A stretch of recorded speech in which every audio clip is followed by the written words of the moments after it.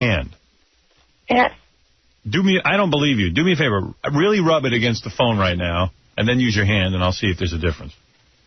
I'm not doing that. I didn't want to do it. Well, then how are you going to prove that wasn't your real thing? I don't know. All right. And take it out and rub it against the phone. I'm not doing that. Oh, you got to be Carrie Underwood to get him to do that. I'll do it, too, with you. Oh, no way. That would be gay, right? It's over the line, Eric. Here I go. Now you. Now you. Nope. So you're still thinking it's Carrie Underwood at this point? Oh, yeah. He's in it. A little bit. Oh, my. I think I hear it, Eric. Is that you? Are you doing it? I did it. Do it again. Do it again. Because chicks really dig this.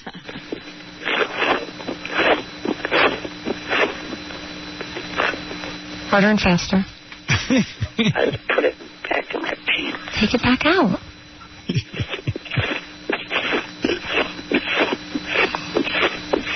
Bad boy. Does the phone smell like dwarf? Don't you guys have sound check in 25 or... Did you make a mess in your underoos yet, Eric?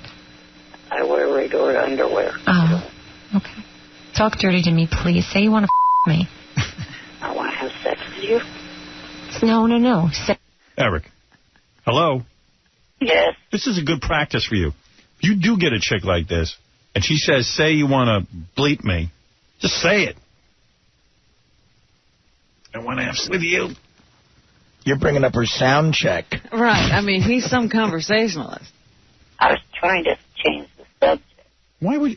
Girls coming on to you? This is the only reason to talk to girls when they start getting like this. This is what you talk to them for, so you can get them to this point. Here she's coming ready-made. You're trying to change the subject? I want to you. Louder and faster. Come on. I want to you. Faster. Come on. I want to you. Oh, look. There you go. I have to do an air check. I'll have my manager team call you later. Okay. Bye-bye. Bye. Totally blew it with her. If that had been the real Carrie Underwood and she wanted it, you would have blown it. It's a good thing I did this. Let me say something, though. He thought it was her their whole phone call. Right. What if I told you that really was Carrie Underwood and you missed your opportunity with her? Hey, one thing, though. My clue was not when Richard and Will called me to okay it. I knew before that because I know how a real three-way phone call works. When she hung up, the call was terminated. All right, sure. That's when you figured it out? Oh, my goodness. Will still should have been there. You know what would be great? If the real Carrie Underwood actually calls Eric and he starts yelling at him, saying, I know it's not you. And she talks just like this. Now I'm going to get the real Carrie Underwood to call him. Well, Eric, whatever. You know what? I love you. I just don't want to see you blow it with a chick. Hey, Howard. Yeah. Can I make a suggestion? You should play the call that Eric left us right after this happened. Ooh, I gotta hear that. Why? What was it? Well, he just talks about that if that was a phony phone call, you may have ruined my chances for a date with Carrie. Hey, Will, you know, if there was a prank using one of the interns in there, you know, this is totally not cool. I mean, come on. If she happens to hear that on the air, that's going to, you know, ruin any chance of that. You really think you got a chance with Carrie Underwood? I mean, thank God. I mean, maybe now you would, because at least she hears you on the air. Hello? I don't know. I mean, do you really think... You're saying you think he blew the chance? Any chance, like you had a chance? Have had to go out on a date with her. She's going to hear that and be completely disgusted. You know, come on. All I'm asking for you guys to do is help me set up a legitimate date with her and Kelly. But you can't take that serious for 1 minute. How am I going to Her get... and Kelly Clarkson? You want a three-way? No, separate date. Separate dates. You want a date with Kelly Clarkson and a date with Carrie Underwood? Yes. And you think one of them will go for you? Brother, I performed a miracle getting you backstage into her dressing room. You should have made your move then. Yeah, I mean, that was up to you. Now you want me to set up a date? That's not how the setup was. That was not a dressing room. It was a lounge that all of them were sitting at. Yeah, but did you get to talk to Carrie Underwood or not? Yes. Okay, so why didn't you ask her out? Why do I got to do the dirty work? I was too focused on, handing her this CD and remembering that stuff. Well, why don't you get your priorities straight? Yeah, I get it. I get this guy. Listen, what are the odds of me getting him a date with Kelly Clarkson or Carrie Underwood? None. I finally get him backstage at the American Idol concert. I set it all up. He's there. He's sitting next to her. He starts yammering away about some album, a tape he's got. Turn to the girl and say, listen, I want to go out with you. That's your opportunity. What did I say about opportunity knocking? You should have strapped her to your chair and wheeled her out. Like when those guys shoot a deer and they stick it on the roof of their car. Kidnapping is illegal, Eric. I wouldn't suggest that. Oh, you can't do that. You need the caveman to come out and you. I mean, don't blame me, brother. Yeah, and now you want him to try to make lightning strike twice in the same place? All right, I'll tell you what I'm going to do for you. All right? I do have a list of demands to make up for that. A list of demands? You have no negotiating power. Wait a minute, I got to hear the demands. All right, let's hear your demands. What are your demands? Well, one is if you were thinking of giving me any money for that, it has to be more than $500. Well, good for you. I wasn't thinking of giving you any. Why do I have to give you money? You should pay me. I got you backstage. I got you everything. Wait, number two. You have to seriously give me the chance to talk to the real Kelly and the real Carrie. Oh, you're out of your mind. Number three. Go ahead. So far, the first two ain't happening, but go ahead. Do number three. 3 is... I wrote them on my Palm Pilot. I could get you a conversation with Benji. That's about as good as I can do. And a wig. And a wig. 3 is to finally show me some progress in getting me on the different TV shows that I sent the email to. Why am I in charge of this guy? Too much. Eric, you're insane. These are gigantic demands. Get you on television and television shows. Some of the shows I got him on one television show, which was a miracle. I got him backstage with Carrie Underwood in the same room. Another miracle. And you're ungrateful. He's got a list of demands. Pay me more than $500. Hey, on that list, does it say you want me to pull gold bullion out of my ass? Because, I mean, that would probably be just as easy. No. Oh, look. Any more demands? I just gave birth to gold bullion. Anything else on the list? Yes. Was 100% the last prank call that I will ever have to go. I can't make good on any of those. You're not getting any of those demands. So what's the alternative? Oh, wait a second. On that list, does it say, get Eric a trip to the moon? Because that would probably be easier. I'll tell you what I'm going to do, Eric, and this will be impossible. But wait a minute. I got to know, what if we don't meet the demands, what happens? I'm never calling in again. I got to hear him say it. He always threatens. Go ahead. What happens? I don't know. You love calling into the show. Oh, man. You have such a good time on the show. And you make these threats and you never make good on them. If you don't get me a date with either Kelly Clark, the power of my evil midget ray, here, I will blow up this levee. Here I go.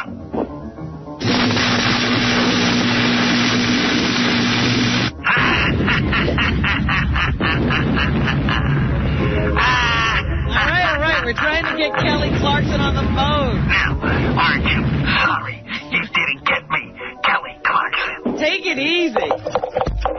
Kelly, you'll be mine. Now, once you get in a room with Kelly, what are you going to say? I will respectfully decline to F her. I respect her.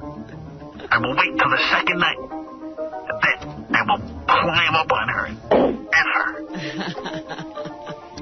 But you only asked for one date. How are you going to get to the second night? I'm going to ply her with roofies. Drag her into my house. I'll flood New Orleans, but I will never F on the first date. And when I'm done with her, I will rape Simon Cowell. Oh. In his tight shirt. Finally, a positive. Something we can all get one.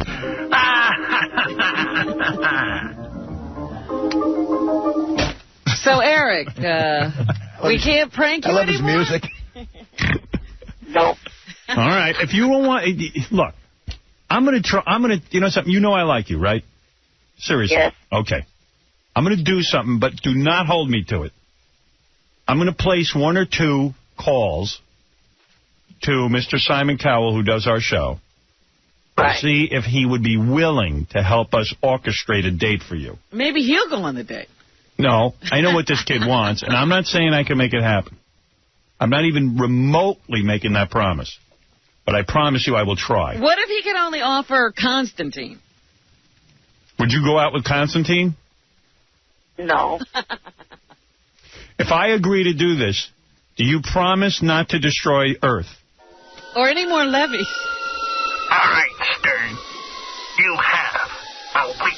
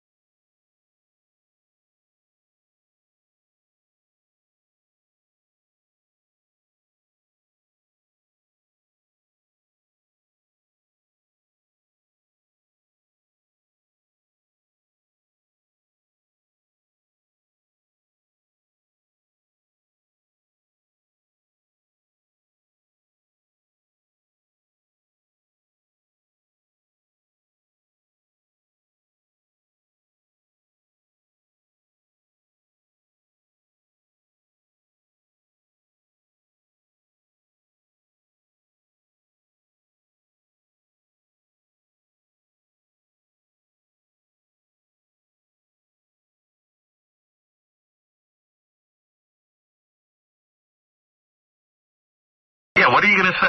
I mean, what are you going to say? I'll use my brilliant sound check line. What are you going to do? Are you going to put the moves on her or what? No, not on the first date. But you're just going to go out with her and make conversation? Yeah. Well, let's hear some of what you got to say. All right, I'll be Kelly. Hi, Eric. Oh, no, no. That's what you're going to say. That's going to win her over. Oh, no, not you. Chicks love when guys do that. Dude, you've had little dating experience. You need practice. look, I don't have to pretend anymore. You've got a week. If you do not deliver these women, I will begin to melt the polar ice caps. You have 3,000 years left before they are completely destroyed. Well, there's a threat. You want a date with Fantasia Barrino? Her, I'm No pretty... way. No way. Wow. No way. Harsh. She's a pig.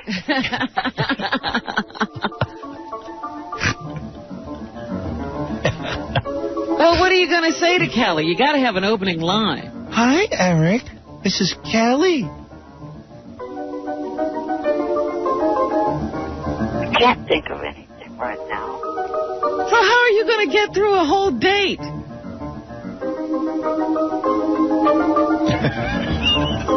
I love his music. I know, it's running away with me. That's my music. Are we going to have to send somebody on this date with you so they'll talk to Kelly? Here, this is what you do. I'll give you some fancy repartee. She goes, "Hi, Eric," and you go, "Lick my sack." Get things going right away. Right. Jump right to it. Where's my sack? All right, Eric, I promise you. Gary, here's what I'm saying.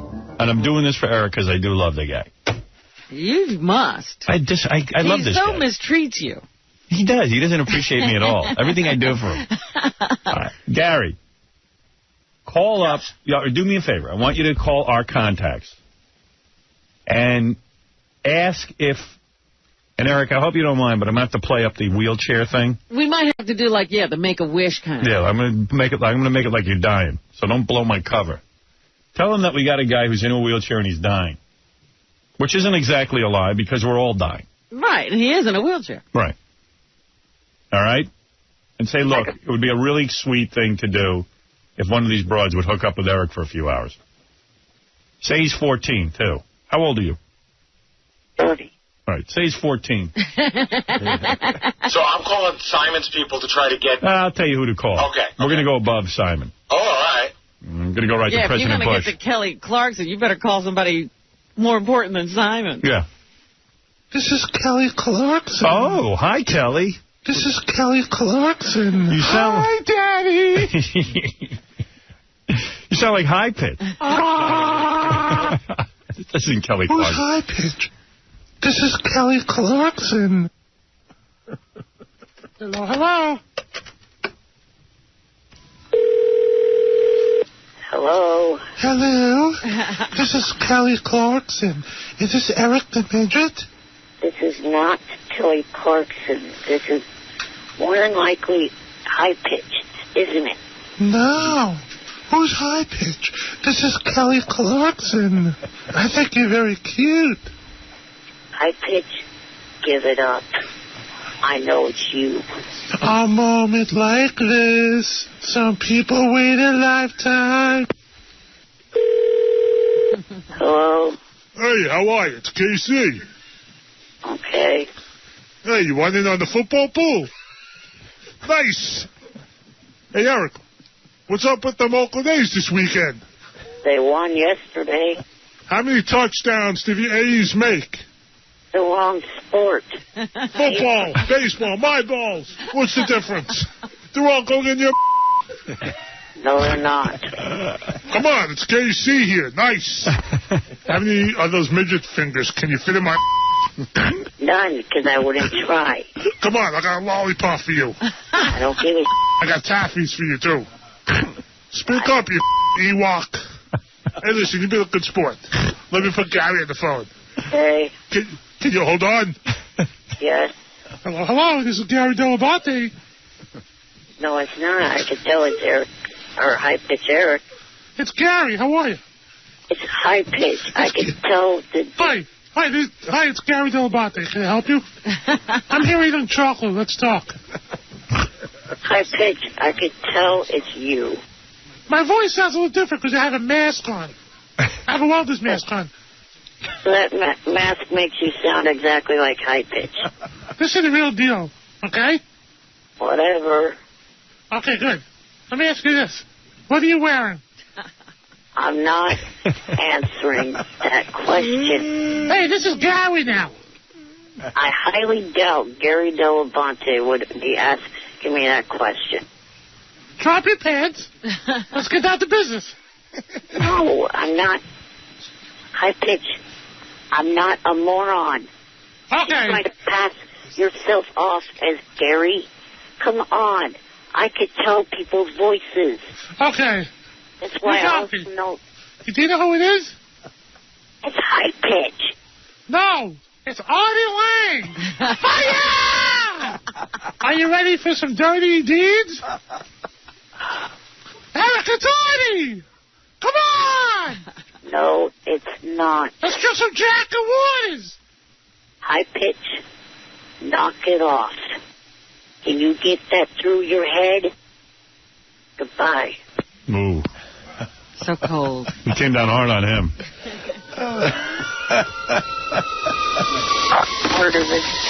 Harder than you because you gave him way too many chances to be a part of the show. I forget the list of TV shows we're supposed to be trying to get him on. Oh, let me work on this. Okay, give me that list real quick. I'll work on that, too, actually. What TV shows you want to be on? Oh, Will has the list. All right, I'll get to Will. You don't remember. Want to be on Lost? No, I can't stand that show. Oh, wow. It's such a good show. What are you talking about? So if they called you, you'd say no. How would they explain how I just ended up on the island? You're in the hatch. You're in the fuselage. You're not a writer. Don't worry about that. Handicapped people fly on planes. I mean, it's not a shocker. Would you like to be on Desperate Housewives? Nope. Don't like that one either. All right, give me 2 shows you want. Give me your top 2, and I'll work on it. Well, Las Vegas is one of them. Las Vegas. Yeah, remember his premise on that one, Howard, is that he would be working at the hotel. See, I can't just be that, because I know this guy, J.J. Abrams, who writes Lost, who won an Emmy last night. Yeah. And I can call him up. Would you be the monster on Lost? Like all of a sudden? No. Or one of the others. Would you be one of the others? The king of the others.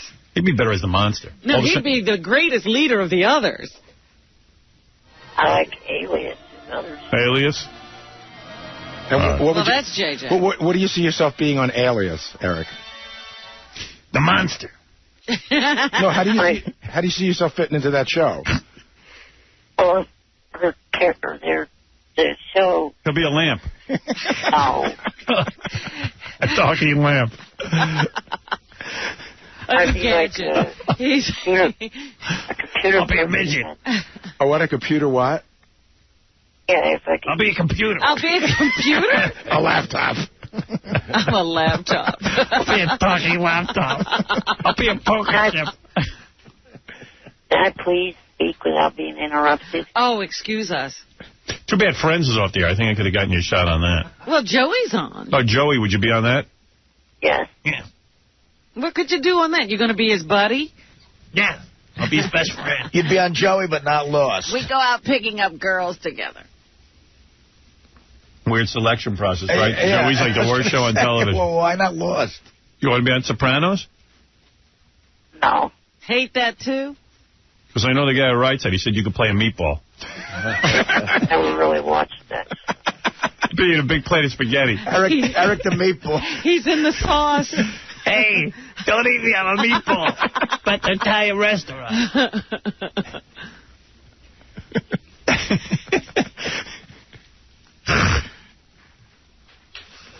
Trying to think, what other shows would he be good for? Lost. Yeah, you could be a coconut. How about 2.5 Men? Would you be on that? I'll be the half a man. Yeah, that's a You can make it 3 men. Hey, listen to me. I'll tell you what I'm doing, and I'm being realistic about it, and I'm being honest. I will call someone and try and get you, like, a date with Carrie Underwood or Kelly Clarkson. You're out of your mind. Do you think these girls are going to go on a date? Why not? Might What's wrong with call him? But, Howard, is this going to be like a date I'm setting up, or is this going to be more like... Yeah, almost like a date. But is this more like a Make-A-Wish thing? No, well, you're going to use that angle, Make-A-Wish, and then when he gets there, it's up to him. Do what he wants. He can win him over. You heard that tape. What do you think's going to happen? What are you talking about? Yeah, I mean, he doesn't know how to talk to women. Hey, that's his problem. He says he wants a date. I'll get him the date. Let him handle it. He thinks it's going to be love at first sight as soon as they see him. Eric, you know how to handle this, right, if I get you the date? Yes. All right, that's good enough for me. But are you really hoping for love at first sight? No. No, but maybe they'll like him. Hey, can I ask Eric a question? Does everything downstairs below the waist, does that all work? Yes. So things have happened before. In other words, you can bang these chicks. After a while, yes. All right. What does that mean? But you've never done that before. What do you take, Viagra? No, I don't need to. All right, then, then it's fine. He likes girls, but he seems very not... Like, what guy isn't interested it's not easy for the guy. No, I know, He's got some handicaps, so give him a shot, and let's see him... Listen, the worst that happens... It's nice of him to exercise so much restraint in his position. Well, okay, here's something. You pleasure yourself, right? When I was in junior high and high school... That long ago. My focus was more trying to get, that, and then just trying to be... All right, listen, Eric, you don't have to explain anymore. I'll get to work on it. What? I don't know. I got to take a break. I can't. This could take 7 hours. I'm going to try and get you a date. Don't hold me to it. Look, I said I'll try. If you get him a date, I want to go. Well, fine, but I'm a man of my word. I will try. I memean, Carrie Underwood's the way to go. You don't think Kelly Clarkson? She's too big for him, don't you think? Why? She's a big star now. You mean make Carrie a wish. Underwood is not? You're saying, tell him we're going to tell everyone that Kelly Clarkson won't help someone out in a wheelchair. We'll call People Magazine. Yeah, we'll threaten her. I could tell you a place that she probably will be on Friday. Well, we're not going to go stalk her. Where is she going to be? She's nominated for a Rally Award on the Regis and Kelly show. Oh, you think she's going to show up for a rally? A rally. Which is our FME bit. Of our FMEs. Which they'll never admit. Eric, what's your preference? If you had a choice between Kelly or Carrie, who would you want? That's a hard thing to decide. Bro, give me the priorities, because I got to focus on one. I think it's Kelly with him. And I think that we should have a list of demands. Once we get him Kelly Clarkson, there should be some payback. If you marry her, I want $100,000 at least. Easy. Not only that, we get to prank you anytime we want. Right. We can prank you day and night if I get you laid. All right? Listen, Gary, you tell him Eric has leukemia. He's got a week to live. Wheelchair dying, 14. I wrote it all down. Yeah. He's 14 years old. When you get there, you can say there's a mistake and I'm 30. And his fervent wish is to go on a date with Kelly Clarkson. I'm serious. I'm going to try this, and don't hold me to it. Okay? Okay. All right. I'll get back to you in a week. Can the roast thing that you also played that day? You can be on the roast. You can be on the roast. You want to be on the roast? No, that Sal roast tape that you played. The Sal roast? Oh, yeah. He roasted Sal. Yeah, I'll play it another time. I got to go. Well, that was not a voicemail. It was a bit that was written by a guy named Dustin. All right. He's giving thank yous. You haven't won yet. Just wait till I get this done, if I do. But anytime we want to prank you, after that we prank. That's right. I can prank you day and night if I get you that date. Thank you. Yes, I won't. It would be pointless because I won't ever okay anymore. No. Wait a second. I'm going to get you a date, and you're going to marry Kelly Clarkson, and you're not going to let me prank you?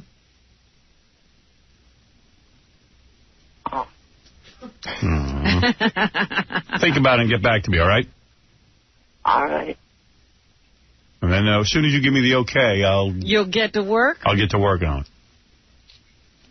Just because you're going to be married to Kelly Clarkson doesn't mean you can't be pranked. Now, that's ridiculous. Well, one thing, if I end up marrying either one of them and you guys are the ones that set me up, you guys definitely will be in the wedding party. All right. That's fair. Thank you. That was very nice of you. Thank you, Eric. All right, Eric. Who are the other choices? I'll be best man. All right, I'll get to work on it. I'll get back to you in a week. Thank you. Thank you. I was going to say to him, he's got to name his kid Howard, the first kid with Kelly Clarkson. Girl or boy? I don't care. Right. Howard. No, the baby should be named Howard, Robin, Artie, Fred.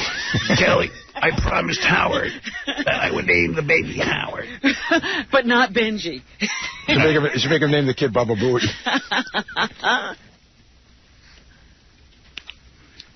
All right, there it is. I have my assignment, which means Gary has his assignment.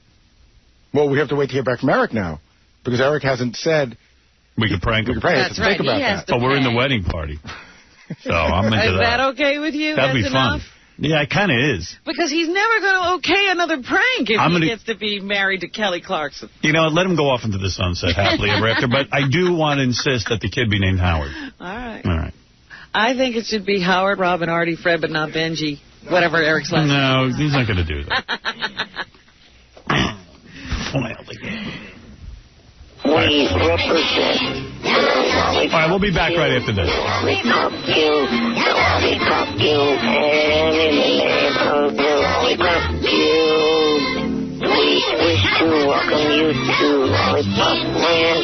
This is the Howard Stern Show. Eric, the midget wanted us to extend the contest. We can't do that, Eric. Hey, Gary, it's me, Eric. he has he wants it extended. What is he doing? I was wondering if the date for the end of that contest could be pushed back a little. And I was going to try to see if someone I knew could get either Robin Williams or Sean Penn to call in.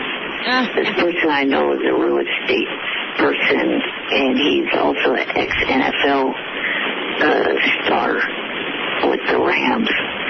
And I was hoping that he could get someone that he knew that knew either both or one of those people to get one or both of them to call in on my behalf. And it goes on. This is a 2-minute. But how long has the contest been running? He addresses that. He goes, I'm running out of time. And I think Friday's cutting it a little close. So. He had 3-4 weeks, didn't he? Yeah. So what I figured out is he might know a guy who might know Robin Williams and Sean Penn, but he's not sure. Sounds like you're know a guy who knows a guy. Sounds like you have to split up that $25,000 about 7 ways just to get Robin Williams to call in. Get one or both or one or the other of both of them. Oh, and Eric the Midget's on the phone. Real quick. I just got to say something to this kid. Hey, Eric. Has he been in touch? Hey, Eric. Hello. All right. Hey, I want to play a quick message from Eric the Midget to me, yelling at me that I got on my voicemail. Listen to this. Hey, retard. Oh, wait a minute. I mean, Howard Stern. You know what? I'm getting so sick of being left on hold to get an answer to something that should have been answered a month ago. Have you gotten a hold of Simon Cowell or not? I mean, God, pick up my line, you big-nosed, retarded bastard. I want to know if you've gotten a hold of Simon Cowell to set up the date with either Carrie Underwood or Kelly Clarkson. Oh, my goodness. So, please get me on the air. Can I tell you? This next week. Hey, Eric. Do you understand what that means? That means from either Monday to next Friday, one of those days, I better be on the air with you. Or what? Disrespectful piece of crap. All right? Bye for now, big-nosed bastard. Big-nosed bastard, disrespectful piece of crap. Any other names you want to call me? And then get something from him? Hello? Well, you know, when someone tells me in the conversation, call them back in a week, and they give me Eric, first of all, I can't hear you. Your phone is so poor. Yes. You're like in a mud bog. Whatever that is. I said, when I talked to you on September the 19th, you said to call you back in a week and you'd give me an update. It's been more than a month. All right, listen to me. Number one, if you ask a favor of someone, you don't call them names. You want me to do the impossible and set you up with Kelly Clarkson and Carrie Underwood from American Idol. Not only have I gotten you backstage at American Idol, not only did I get you in a room with Carrie Underwood where you proceeded to blow it and not get a date, but I've been nice enough to say to you that I'm going to try and contact Simon Cowell and get you a date, which is more than anyone else has done for you in your miserable life. And just because you call into me doesn't mean I can always get to your call. A little bit has been going on. I don't know if you've noticed. I'm so mad at you now that I'm going to tell you something that is going to crush you. I arranged for Simon Cowell to be here Monday in person to try to make your dreams come true. And just because you're an impatient troll and you call me names and you're mean to me, I'm not asking him. Because you're really obnoxious. Now, what do you think of that? Oh, I'm sorry, but... Oh. So all I do is favors for you, and you blast me and call me names, how do you think I feel? I got Simon Cowell coming in here. I told you I was working on it, but you're so impatient. And as soon as you don't get your way, you right away, you big nose, jerk, retard, troll. And what were you going to do if he didn't pick up this week? Yeah, what was the or else? Yeah, what's the or else? What are you going to do to me? Nothing. I don't know. What, are you going to call again? Eric, we only confirmed Simon 2 days ago. We've been working on it. Give people a chance. It's not, the industry doesn't snap to just because you want a date. I know. Why don't you be grateful for once? You handing out all these text shows to all these other usual callers. I was hoping to get... What's he saying? He wants a show. He wants a show also on You're handing out all these other shows. Test shows. And he wants everything.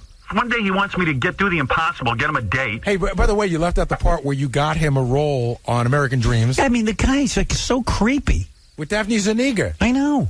But all he does is call you names. Big nose. And Jason and I were saying we've probably given him around $45,000 in the last year. Bastard! You didn't pick up the phone. I'm doing a show. I can't always pick up your calls. We got Daphne Zuniga, who's high in mercury, has a lot of problems. But do you hear yourself? Shame on you. Who's doing anything for you? Yeah, really, who else pays attention to you the way we do? Gives you money, sends you on trips, hooks you up. Yeah, Eric. Yeah, Eric. Answer that, why don't you? Hello? I'm here. Oh, nothing to say now. You apologize to me right now. I'm sorry. All right. Wait a minute. That wasn't as eloquent as good as you're going to get. You know what, Howard? His ranting on his voicemail. All right, look. Wait. If you're going to give him something, well, you should get something in return. Eric, would you, if we fly you in, will you come and be part of the Whack Pack Conclave? Oh, please leave him out of that. No. But I would really, why don't you thank Howard for all that he's done for you, admit that you're the stupid idiot, and apologize that way? I mean, has anyone been as nice to you as I have, honestly? Other than your own family. Well, on this set of American Dreams. Yeah, but who put you on there? How did you get there? How'd you get to American Dreams? If they're so nice, get back there again without Howard. Well, it's kind of hard. They're canceled. Well, get on any show without me. I mean, I like that you think they're nice to you. They were nice to you because of me. I don't hear this apology. Oh, give me an open opportunity to speak. We're waiting. Thank you for all that you guys have given me. And, I am sorry that I have said what I've said. I mean, you're the luckiest guy in the world.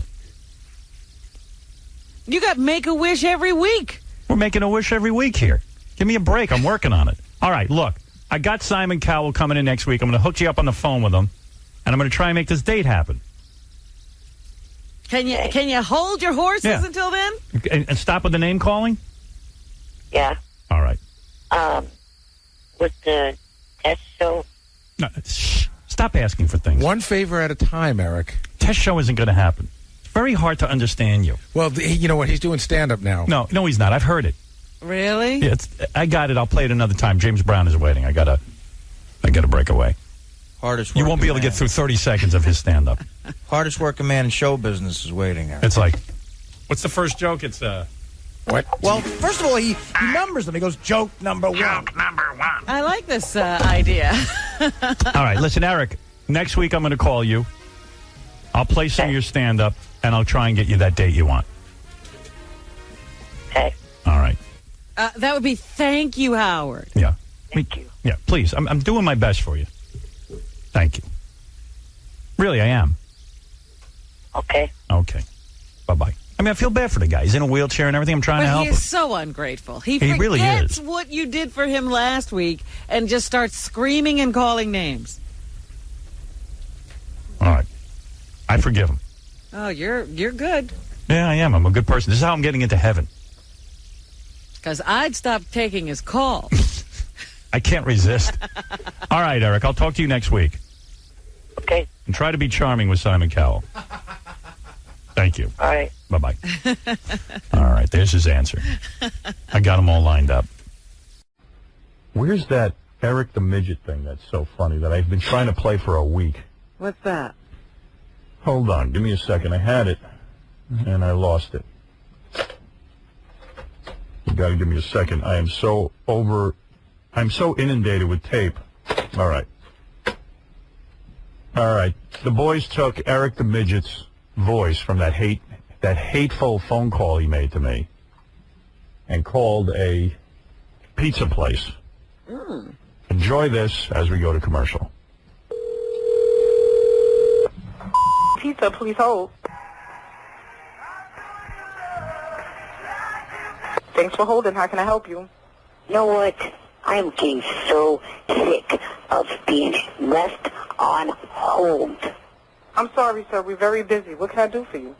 I want to know if you've gotten a hold of Simon Cowell to set up a date with either Carrie Underwood or Kelly Clarkson. I have no idea what you're talking about. You disrespectful piece of crap. You's a piece of mother and your mother. So don't call it no mother more. Pizza, how can I help you? Hey, retard. Oh, no, you didn't. You just didn't call me retard, mother. Have you gotten a hold of Simon Cowell or Who not? the is Simon Cowell? My God. Who the You big-nosed retarded bastard. You big-nosed retarded bastard. You understand what that means? Are you feeling good about yourself? Me on the air now. Don't call back or I'm gonna hurt your ass. We'll be back with John. Do you have any info? Can you help us with this, and then we're going to talk about your new show? Yep. Because you have a new show to promote, which I got to ask you questions about. I don't understand. Okay. Eric the Midget is on the phone. He's in a wheelchair. Eric, I said I'd do this for you. I'm going to do it, okay? Okay. All right. The kid wants to have either with Kelly Clarkson or Carrie Underwood. Right. He wants a date, is what he's calling. And he wants you Thank to... you, Robin. You got it. Well, he's hoping it'll lead to either a hand release of some kind or something. And he's probably not long for the world. How much longer do you have to live with your condition, Eric? Well, I've outlived what the doctor said. How long did they give you to live? How long did they tell you would live? They said I wouldn't make it out my teens. Right. So this is borrowed time. This is borrowed time, Okay, you guys. so we're talking about seconds here. Right. Eric, can I suggest something? Why don't you go for someone who maybe made the top 100 rather than the two winners? That's Look, what I the said. guy is going to die. No, but they're not even. But they're not even the cute ones. I think Kelly Clarkson's cute. Do you? I would do her hard. Seriously? Yes, I would. I like that pudge. I like that baby fat. Not me. I like it. Not me. No boobies. No. You like the whole no boob? I like it. Thing. Big fat ass. I tell you, I could get into it maybe. Eric. But I mean, does that sound like a good suggestion? No. Eric. Eric. Can I speak, please? It's so boring when you speak. But go ahead and speak. Go ahead. I think that out of all the contestants, the three best-looking ones are Kelly, Carrie, and Diana. Oh, give me a break. I think out of all the contestants. Let me handle this. Simon, here's what I need you to do. I want you to talk to Carrie Underwood. Look, it's never going to happen. He met her. You know, he met her once already. I want you to. And what did she say? We got him backstage. What did she say? She got out of there so fast. Well, of course. He didn't even have a shot with her. Yeah, Eric. I mean, listen. I'm being realistic. It's not going to happen. He says it's not going to happen, Eric. You wouldn't take our word for it. Would you take Simon's? Eric? Oh. I guess. So right. could you move on now? You can go find somebody else. Eric, I tell you what. Instead of the date, I'll give you $500 cash, courtesy of GoldenPalace.net. You can win $5,000 just by signing up at GoldenPalace.net, okay? That's kind. How's that? And maybe you can get a hooker or something. Oh, yeah, buy I was going to say. And buy a hooker. I'm just going to tell you guys now that I know that we're rushing through and everything, so I've got to get out of here. All right, Eric. But Eric has not heard you. Eric, have you heard telling me? you, he hasn't heard He me. doesn't want to do it. He says it won't He's happen. not going to. Yeah, I think I'm on another show. Yeah, hold on. All right. Midget, go ahead. Hi. I don't know how quick this is going to be because it's about Eddie Guerrero's death. I wrote a report. Oh, yeah. Oh, he wants to audition, I guess. You want to go on with Heidi tonight? No. We should have him. I love him. You got. I'm hot. He is Grumpy Smurf. Yeah. Don't you want to get crazy with her? She's nuts. Oh. All right. It'll be a shot. We'll see what you can do. I don't want to audition that way. Not audition. Just have some phones. No, I'm just saying it gives him an opportunity to show his personality. Right. Want to have phones tonight? With a really hot chick? Playboy Playmate? Thank you. All right. Enough said. Every time I'm you not going to offer force him you. something. Yeah, anytime I give him something good. We got the scenario, man. What is it? You know, Heidi Cortez is Kelly Clarkson. Right. And she's, you know, Kelly Clarkson. They meet backstage. Right. Come to my dressing room. Yeah, she'll walk you right through it, man. Reel on in. Come on. I guarantee it'll be mind-blowing. Come on. No. You're such a pussy. Take a walk on the wild side. This could be your break. What are you thinking? You're going to be president one day? What is it No, you're he's protecting yourself from? He's telling jokes now. He wants to be a comedian. Yeah. Oh. Why don't you go for it? Comedians would go for this. I would just. Here, I'll be Heidi. I'll practice with you. Here. I want to be a part of your job over there, but not that way. Eric? Hi, this is Heidi. What are you wearing? I'm not going to do this. What are you wearing? Please, I'm just so horny. I'm so naked right now. Yeah, I called up to do something respectful. And my legs, WWE fan. my legs are spread, and I want you. Tell me what you're wearing, my hot little man. Oh, yeah. I'm not getting into this. I love when you call me Howard. Like when you fight with me. I love when you play hard to get. Such a cute little man, like a doll. You're like a doll come to life, and I love that.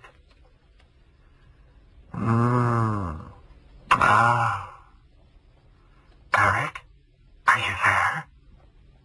Yes, I'm here. Wheel closer to me. You're like a tiny George Clooney. Speaking of which, I would like to be. What are you wearing? What are you wearing? Stop torturing me. What are you wearing, little man? I'm not answering that question. Please, I'm burning. So horny, I'm touching myself. Oh, please, Eric, just tell me what you're wearing. Help me. Oh. Are you naked in that wheelchair? Oh. Ow. Ow. Oh.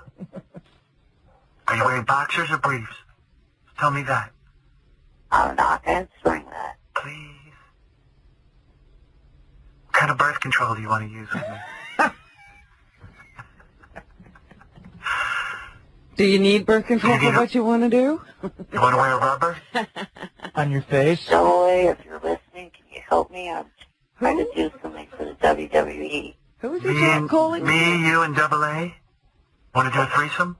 No. Are you calling out to Double A? Hey. Oh. Oh, Double A. Are you there? Hey, Howard, how's it going? What's going on? No, I'm Heidi Cortez.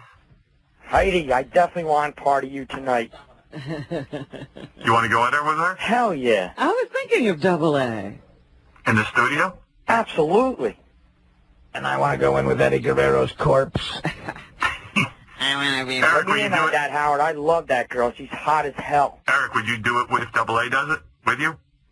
No.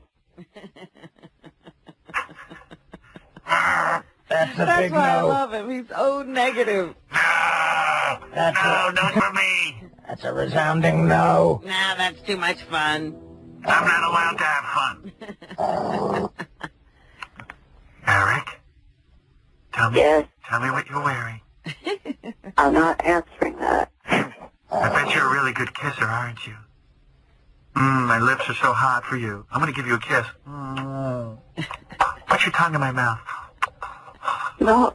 Oh, I can't believe it. Your tongue tastes so good. Your little snake. Your tiny little tongue is in my mouth.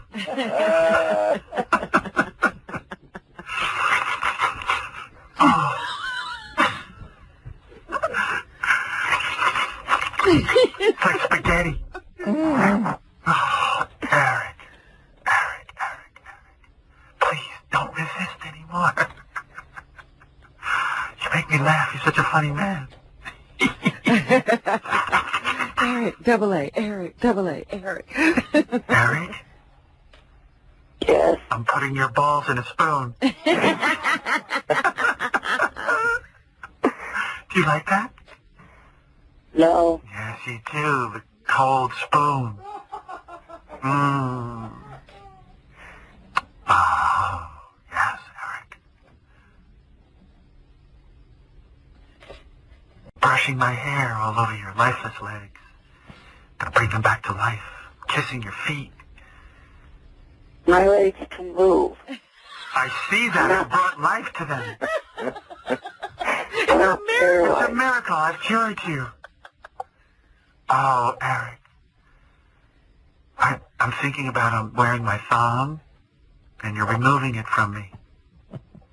What are you doing to me? You're turning me on. I'm not doing a single thing. I want you to touch me right, you know where. Touch me there. Go ahead. No. Oh, yes.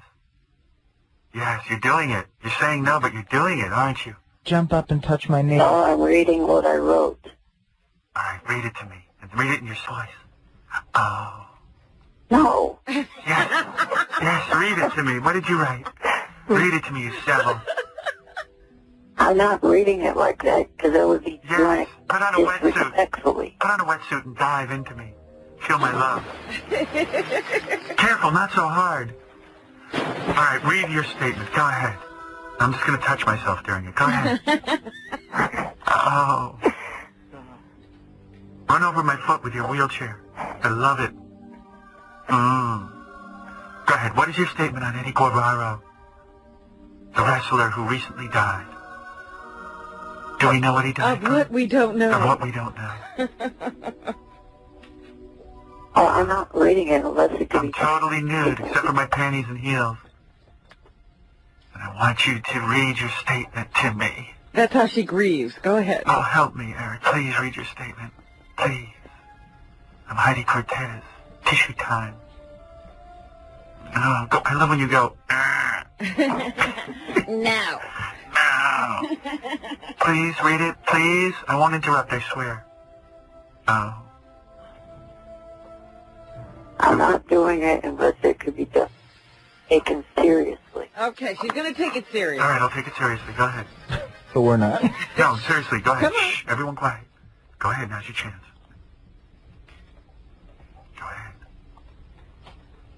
All of the wrestling fans everywhere got hit Sunday with really bad news about one of WWE's top superstars, Eduardo Gory Guerrero, age 38, or as all of us fans, WWE fans, knew him as Mr. Latino Eddie Guerrero. I'm taking was my found bikini dead bottom off. Sunday morning at about 7:30 I'm rubbing everything. a.m. Minnesota time. Hotel room. Your little robot voice. On the floor with his toothbrush still in his mouth. His family has been a big part of the wrestling for many years now. That's right. His like it. nephew Chavo is also with the Drone on WWE. more. Drone on, my little man. Drone on more. They at one time were world tag team champions. You are so hot. Eric, you're hot. Tag team champions. Say it again. Say tag team champions again. You sound like Popeye. You sound like Popeye when he's horny. Eddie has held many titles in his career with the WWE. Eric, take your panties off. Take your little pants off. Do me now with your speech about Eddie Guerrero. Tie a board across your ass. Wrestle me naked. Oh, my little friend. What you've done to Keep making me lose my place. Oh, no, don't start again. Oh, I know where I'm at. Wow, Eddie Guerrero, I miss you. And has been in many great matches and storylines. The first and only pay-per-view that I've ever been to, Eddie Guerrero won the WWE World Oh, that's so hot. Did you go to the WWE World Championship when Eddie Guerrero won? You little monster. Oh, come on, do me right now. Former WWE. Spank my ass. Spank my ass. Eric, spank my ass. It's naked in front of you. I tell you. He's really playing hard to get. Hard to get, yeah. He's tough. Eric, I want to put you in Eddie Guerrero's casket and make love to you. Would you go in the casket with me and do me? No. Oh, you want it? You sound so exciting. Would he be your date to the funeral? Would you be my date to the funeral? Be serious. Please, Eric, do me inside the casket. Please. I beg of ye. I'll give you a superfly snooker. What was his signature hold? What was his favorite hold? Put me in it. Please, my little love button. The midget hold. Hurry before I throw a basketball at your head. No.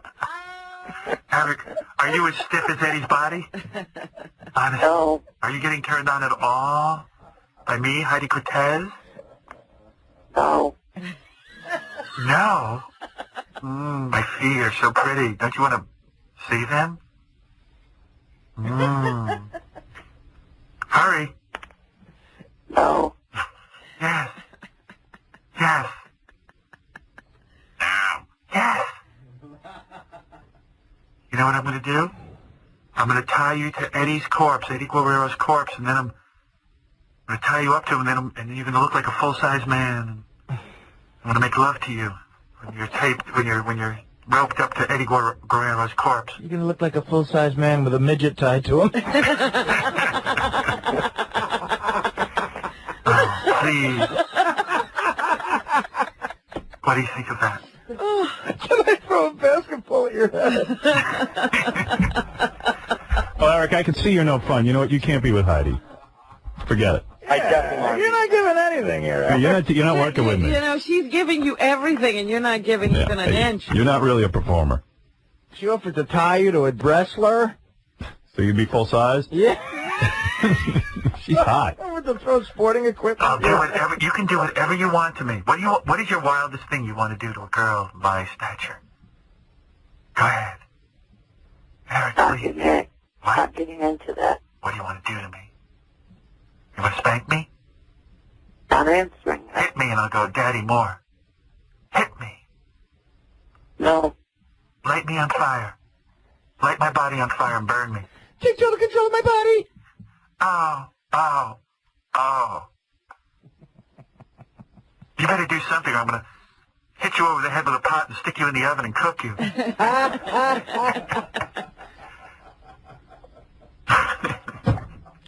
Boy, you're hard work. Man, forget it.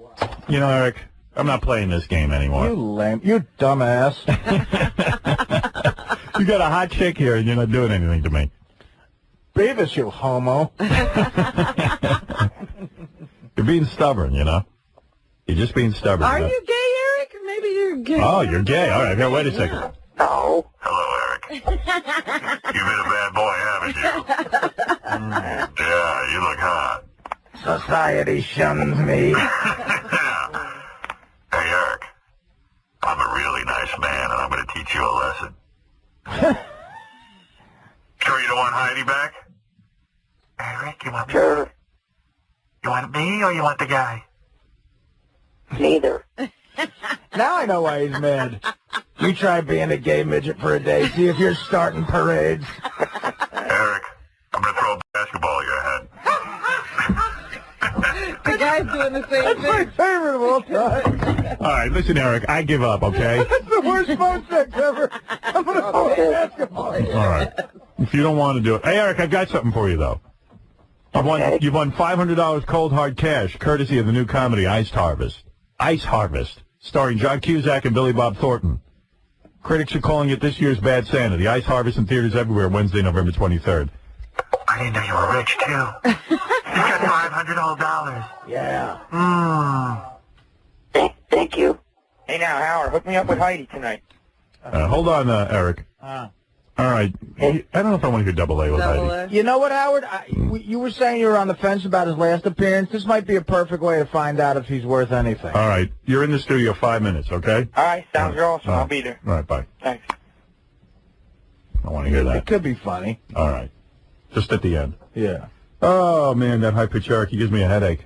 I try to get something going with the guy. It's impossible. High-pitch Eric. I mean, whatever. You mean Eric. I was going to say the wrong Eric. I got my Erics confused. Sorry. We have so many. We have Bonghead Eric, High Pitch, and Eric the Midget. All right, here's what I'm going to do. I'm going to take a break. Who's High Pitch? We got a full hour to just... Kelly Clarkson. I want to talk to that Cher Jackson chick who lost her husband to Britney Spears for a few seconds. And then I want to play some bits, some farewell stuff. Kevin Federline. Yeah. And I got actually some new stuff. K-Fed. K-Fed, oh my God. The guys put together a Gina Girl and Wood Yee bit I want to play for you. Excellent. Yeah, so we'll be back right after this. Here's Tom Brokaw with a Freudian slip. And this report out of Moscow tonight, 2 Russian planes carrying a total of more than 100 people crashed almost simultaneously today. The first crash happened in Bukovki. The Howard Stern Show. Let's see. Let's take a couple of phone calls. So many people want to get on. Eric the Midget wants to say goodbye to us before we leave. Go ahead, Eric. Hello, Eric. Hello. Hello. Good morning, guys. How are you? Go ahead. Are you coming down Friday? You're not coming down, are you? No. No, I didn't think so. I'll what is the lineup? If the weather was nice, I would. Hey, right. Really quickly, Howard, I have an answer to the question you just asked. Yes. When Les Moonves said that he had but used the real name, he was not bleeped. Oh. However, Tom said he was not the one on the button, and if he wasn't there, he might have done it. Really? Yeah. For real? But if Joel said it too. Well, Joel didn't say it by name. Oh, I see. Joel said, but Les said the actual name of the place. Because I saw it the other day when Mel was in, he said that he mentioned that he had satellite, and that was bleeped. Who said that? Mel. Oh. Like Mel said, I have satellite, or something when we go to satellite, something like that, but he didn't say a specific name. Yeah. But just using the word satellite did get bleeped. Satellite got bleeped? Yep. Wow. But I guess there's a context. I see. Well, I'm glad they figured that out. But Les is the head of the company. If he doesn't have a problem with it, I don't think why Tom should have a problem. But who knows? Eric, anyway, can you say a quick goodbye? Because I got so much to get to here. There's tons of stuff, and I'm sure we'll be hearing from you in the future on our new venture, but... I've heard him on there already. That's true. He's been on the news. Yeah. Apparently with Jessica Hahn, too. Really? Yeah. No, I didn't have any part in that. No, but I mean, you've been on the news and she has. Oh, okay. Yeah. Yeah, I will be calling into the show when you guys are over there. I just wanted to say, thanks for, having me on the show and, giving me the opportunity to go on, American Dream, helping me with Well, this is a new Eric the Midget, isn't it, Rob? A grateful Eric the Midget. I'm not used to that. We're not used to you ever thanking us for anything, but thank you for saying that. You actually sound hyper today. What is it, Baba Booey? You were asking about the lineup for Friday. Oh, yeah. Well, let me just thank Eric for all the great moments, and maybe I should play one of the Eric moments. Which one you want to hear, Eric? You want to hear High Pitch Calls Eric? I don't really care. You don't care what we do. What are the other choices? I like them all. Eric the Midget in Gay Bondage. Oh, that was good. Not that. Eric the Midget Wizard of Oz prank. That's a great one. That's fun. I'll pick out something, Eric. Thank you. And thank you for all the years of calling in. You're always a lot of fun. And you're a good sport, too. Eric the Midget, everyone. I mean, Eric the actor. Let's give him his... That's what they call him on Eric the actor. I Do heard they? that the other day. I laughed. That's the only way they can get him on, probably. Yeah. Eric the Midget was calling back in the office. He has been calling here every day to get on the air, and there's so many phone calls coming in, I can't get to him. Well, he usually has nothing to say. I mean, does he have something to say? I don't know, but then then Richard and Sal start dicking with him, and Sal's actually doing a pretty good impression of me. Oh, really? Yeah, so it's this. Hello? Is this the Stern Show? Hello? Is this a phone number associated with the Howard Stern Show? What do you need? Is Richard around? Who? Is Richard Christie around? Can you hold on 1 second? I love that the guys make him repeat everything twice, because you know how much trouble he has I know. talking. It's very difficult for him to get these sentences out. They just love torturing him. Hello? I'm here. Is Richard Christie there? Spell the last name, please. Christy. Oh, that. Okay, hold on. Click. Beep, beep. Eric. Yes. Hey, it's Richard. Hi, Richard. Did you get through? No, I waited on hold and... I think we're in a break right now. You want me to see if I can maybe patch you into the studio or something? Okay, you could try that, yeah. All right, can you hold on 1 second? Yeah. Howard, line 4 is Eric. Oh, it's Eric. Hold on. Eric. Yes. It's Howard. How are you? Hi. We're at a commercial break right now. I'm really glad you called because I wanted to speak to you. Gary, stop breathing on me. Your breath smells like... I'm on the phone with Eric the Midget. Now, where were we, Eric? Okay. As you know, we're now on Sirius Satellite, so we can curse and we can do some crazy things. So I was thinking maybe we could do something a little funny for the fans. Maybe when I put you live on the air, this will be the new Eric the Midget, something that you've never done before. Okay, what do you have in mind? I get on the air with you and go, hey, Eric the Midget, you're on the air, and you just go, Howard, I'm so happy to be on the air. Whee! Can you do that? No. Why don't you give it a try? No, I'm not going to do that. Can somebody get George Takei's hand off my cock? I'm on the phone with Eric the Midget. Okay, Eric, where were we? Yes, okay, now I remember. Go, whee! I'm not going to do that. Okay, how about you do this? Say, hey, I'm Eric the Midget. Fucking A! Give that a try. No. Do you want to get hooked up with Kelly Clarkson? I can do it. Now repeat after me. Say, Howard. Howard. I. Eric the Midget. Eric the actor. Love you.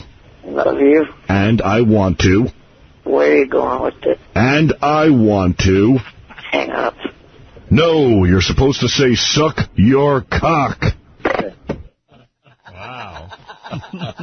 Anybody want to talk to Eric the Midget? What is he doing? Is he leaving me voicemail? Yeah. What is his voicemail? He's pissed because you've been putting him on hold. I haven't put him on a satellite yet. Yeah. What's his voicemail? He's got so many things to talk to you about. All right, let me hear it. Let me hear his voicemail. Great. All right, I'll play it for you. Hey, Richard, it's me, Eric. I was on hold for 2 hours and 59 minutes. I'm getting sick of this.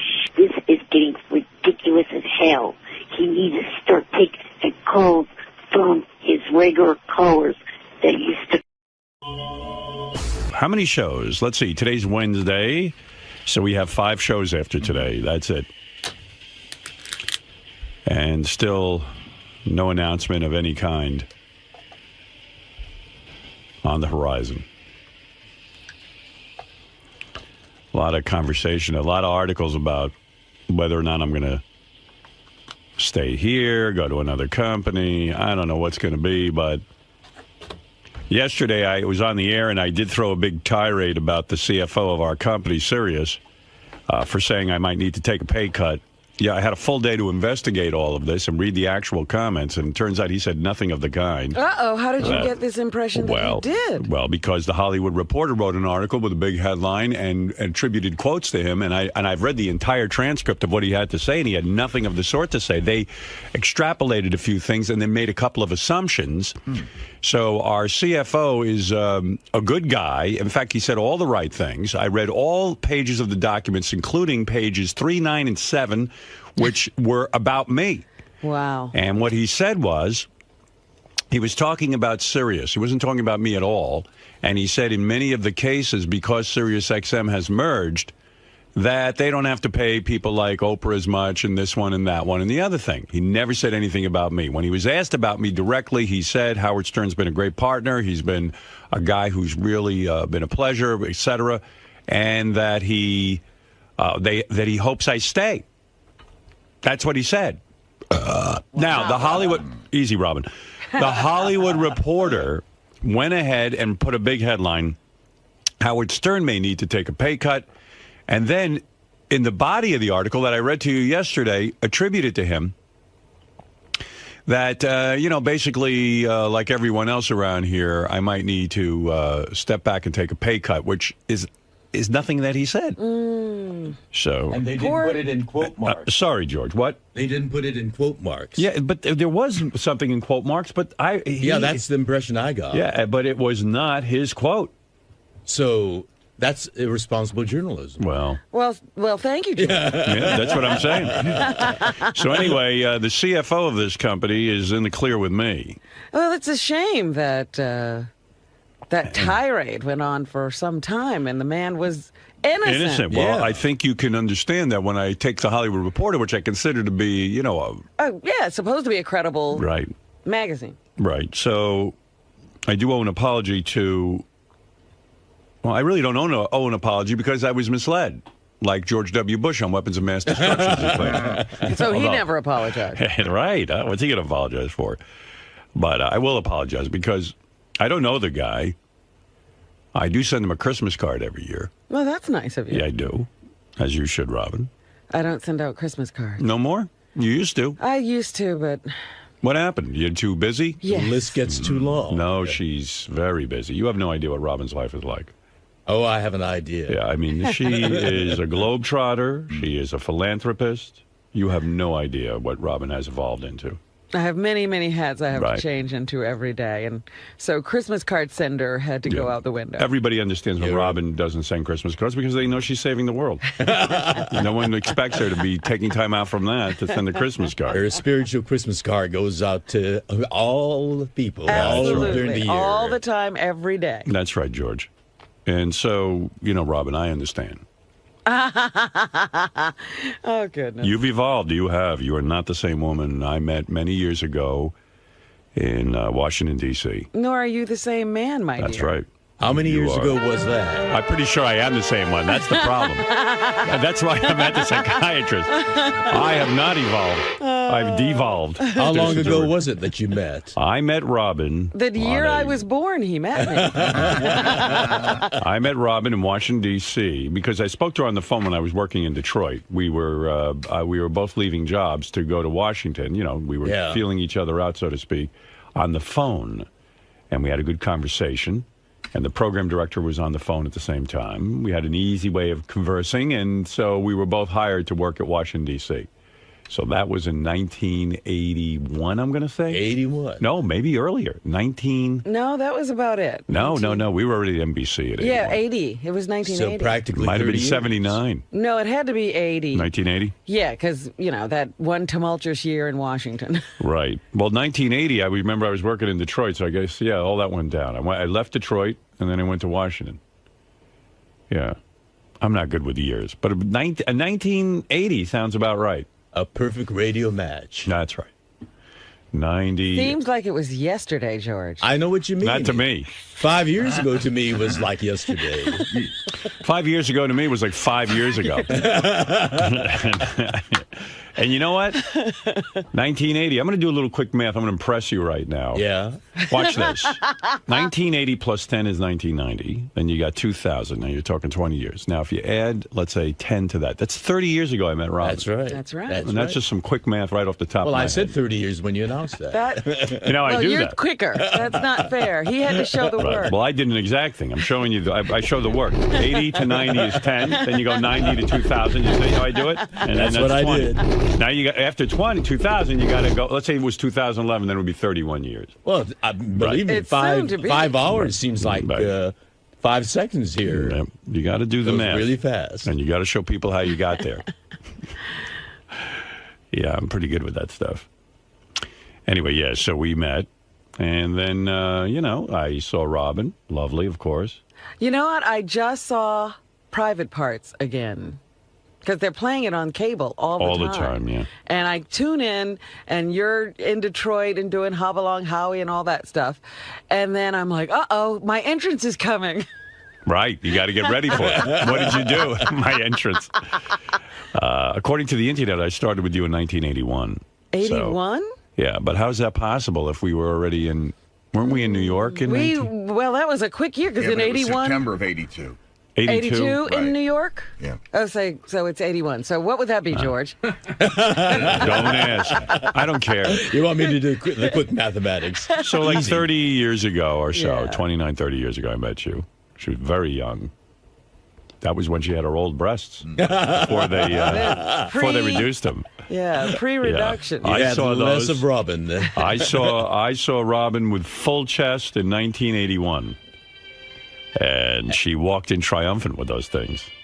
And from there, she grew. No, she reduced. Sad day. Yes. And Fred I met in 19... I'm going to tell you right now. I'm 19... Give me a second. Okay, let's see. I graduated high school in 72. Then I went to BU, and I graduated there 76. I fotzed around at that advertising agency, finally got a job. I turned down the job. It was New Year's Day that I fucked up the board of WNW, and I thought they were going to fire me. All right, so that was 1977, I guess. I stayed at R&W for 2 fucking years, 79. I must have met Fred in 1979. 31 years. Correct. That's correct. Yes, sir. Now, I'm going to tell you how many years ago that was. All right. Now, 31 years. Stop judging. He's trying to work it out. All right, he gave me the answer, 31 years. The way George got there, he went 79 to 89 is 10. Yeah, just add to the 30. Yes. We determined that 1980 you is took 30 a years shortcut. ago. How brilliant are you? I forgot about that. No, I was doing the work. See, I went 79 to 81. No, 79 to 89. See, that's where I messed up. Yeah. So how many years did I know you, Fred? 31 marvelous years. Amazing. And I walked into the... I don't know exactly the meeting, but I was doing morning radio, and I came in, and Fred was the overnight guy. Mm-hmm. So I guess it was on my first shift I met him. Yeah. I don't think I met him ahead of time. No, sir. And there he was. He was so Fred. Mr. Electric. Yeah. By the way, a little aside, when I was talking to Howard about coming to Washington, D.C., the first thing he mentioned about you, he says, she has really, really big breasts. That's a lie. He did not. That is such a fucking lie. Matter lie. of fact, I go, how big could they be? And when I walked in, I go, That is such a lie. He wasn't fucking lying. They really are big. You're lying. Is that true? Of course not. Why did you lie? You Making never a lied joke. before. Joke. That's not funny. I'm sorry. It's sexist. I know. You know I'm a That's why it's champion fun. of all women. Listen, I didn't look at you that way with the breasts. I'm not a breast man. But I am, and they are impressive. Of course, but I would never introduce you to Robin that way. No. But What they did he They say? did catch my eye. I don't What think I did said he anything. say? I said to Fred, do you want to She come said to... you were a great person. I said, and we lot got a of good fun. thing going here. Why don't you Right. join us? That's really what it was. I mean, who the hell knows what I exactly said? It didn't take much coaxing to get Fred. It's not like my mind is a black box that I remember all these details. But it wasn't like Fred was, silver lining, a silver cup, and he was hard to get out of. No, he was in a miserable situation. Absolutely. No. Like most people in radio. Yeah, he was in a bad situation. He was working at Wacky 105 or whatever 102. it is. 102. Wacky 102 in Springfield, Mass. They had just changed formats from top 40 to album-oriented rock, and I got there and realized what a huge mistake I had made. Who was the program director? Believe it or not, it was Mike Adams. I don't know who that is. He was a guy who was one of your replacements. I don't know if he was the direct replacement after you left CCC or one of the guys after that, but he left there and went to Springfield to become the program director. Oh, wow. And he's a funny guy, but I don't know if he had the mind to be a program director. Right. No, the guy who replaced me was... what was the Hop-Along Paul? What was it? Paul Payton. No, Country Paul Payton. I don't think he did mornings, did he? He was a did rock guy, middays. but he was Country Paul Payton. I don't even know what the hell that was about. He was pretty good, though. Yeah. He was like more professional than all of us. Country Paul Payton. Wonder what happened to him. So many guys in radio. The landscape of radio is littered with DJs. And he was one of those guys that went off on vacation, and they fired him while he was in Virginia. That's why you never leave. I guess the ratings weren't that good. See, he came in at a time when like all that Burkhart Abrams stuff started really becoming popular, and they were doing research on music, and HCN was kicking our ass, and he was more old school AOR, like, hey, you know what? Pull some interesting stuff and play it. Unfortunately, the ratings didn't reflect that passion he had. Yeah, I liked him. Yeah, he was great. But, yeah, I got out of Hartford in tears. In tears? Yeah, I used to cry. I got so annoyed I was still on Hartford radio that I got on my knees. I told you I prayed to God to get me the hell out of here. I hated it. And God answered your prayers and put you in Detroit? It's just I couldn't get any money, and I was working my balls off, and... I knew the station wasn't going anywhere, and I just knew it was bad. Yeah, and God put me in Detroit. Well, what happened was Dwight Douglas was supposed to put me in Columbus, Ohio, where there was a great station run by this guy, Tom Tuber, where he had a morning show that was huge. They had a 31 share. Wow. And they needed a replacement for these guys. They were negotiating with them. It wasn't going well. And they contacted me and said, hey, why don't you do it? I said, fucking Ohio, wherever the hell that is. I said, that doesn't sound like a step up. They go, no, it's a big step up. You work for that station. You're in a big step up. They pay and everything. Like, you could make like 40 grand. Ohio had some good radio. I guess so. Yeah. What did I know? So I said, okay. And then I got word that they successfully got this team. And so you were out. Yeah, so I saw this ad in the in Billboard. It said www Detroit. And I looked it up. Detroit's like the number 8 market in the world. Is looking for a morning show or morning man. And I went, wow. How come these fuckers from Burkhart Abrams, Dwight Douglas, don't know about that? Why didn't say they anything? Putting you in for that? So I sent the tape immediately to the ad. Within one day, the general manager, Wally Clark, heard my tape, and the program director, Dick Hungate, flew in to Hartford on a fucking plane, no less. Well, I know they didn't fly in by their own power. Told me to meet them at a hotel for dinner. No one ever took me to dinner. Right? Yeah, wow, like for a nice dinner that they were going to pay for. And they sat there and they did that move where they go, if you come to Detroit, we offer you this. And Wally wrote down on a napkin what I was going to get. And he slid it. He folded it in half. And he slid it across. And I opened it up and almost fell off my fucking chair. I thought they made a mistake. It said 28 on it. I went, 28,000 fucking dollars. I'll never have to work again. I was out of my mind with joy. So I tried to keep a straight face because I said, surely these guys don't know what they're doing. Surely. I mean, $28,000. Don't call me Shirley. Meanwhile, they should have paid me triple that for the combat pay. So I looked at it and I said, well, I have to sleep on it.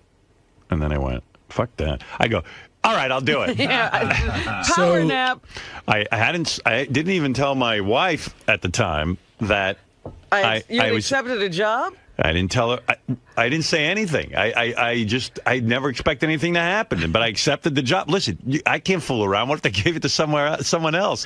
I couldn't believe my good fortune. The iron is hot. So at what point did you get Don as your agent? Well, hold on. That's a long time. So then before then, I never heard of an agent. Nobody had an agent in radio, so I didn't even know about that. So I said, $28,000. Gee, do you think I jumped too quick? I called my father. So I went home. Told my wife, I said, you're not going to believe it. I just got a job in Detroit. She was like, what? I just got a job here. I go, but she knew I had to go. Yeah. And so I packed up my bags. I gave notice in Hartford. It was so great. I mean, I was like, I'm leaving Cy. This guy, Cy Dresner, on the station. He was paying me $12 grand a year. I asked him for a $25 raise. I was doing really well for them. I did the news. I was the production guy. I was the morning guy. I was everything. He told me how to get back to me. That's when I started crying. And I said, I got to get out of here. Someone's got to save me. So anyway, then I got a call from Dwight Douglas. I go, Dwight, this is great. It's a Burkhart Abrams station. I'm working with you. He goes, you took that job? I go, what do you mean? He goes, you never should have taken that job. We have our eye on you. We told you we wanted you in Ohio. I go, yeah, but this is Detroit. He goes, that station's a fucking turkey. Oh no! I go, you're kidding me. I go, but it's your station. He goes, there's 4 rock stations in Detroit. They're number 4, dead last. They're not putting any money into the fucking thing. It's basically, it's a no-win situation. You just fuck yourself. He didn't say it like that. He doesn't curse. No, but basically, he let you know. He boiled it down saying it was a huge mistake. I didn't care. I wasn't going to listen to him. I had a job, and I was out. You needed to get out of there. Yeah. So I called my dad, discussed it with him, and I said, gee, I got 28, and he goes, 28, he says, it sounds like you could have gotten 30. Did you ask him for a little bit more? That's what you usually do. I said, really? And I found out that Doc of Rock was making $30,000. He was the big star there, Doc of Rock. And he was afternoons? He was nights. Nights. Evidently, he was the big deal, $30,000. So I called Wally up, and I said, hey, Mr. Clark, I've been thinking about your offer, and I was very generous, but I can't believe I did this. I said, I really think it would be, I need $30,000 because I don't have enough money to move. He goes, okay. That was Wally. Okay, he knew. He's got a morning man for 30 grand. He expected you to come back. Right. He was kind of, thought I was a schlub, I think. So he goes, sure, fine. Come on down and join us. I went down there. That was a real nightmare.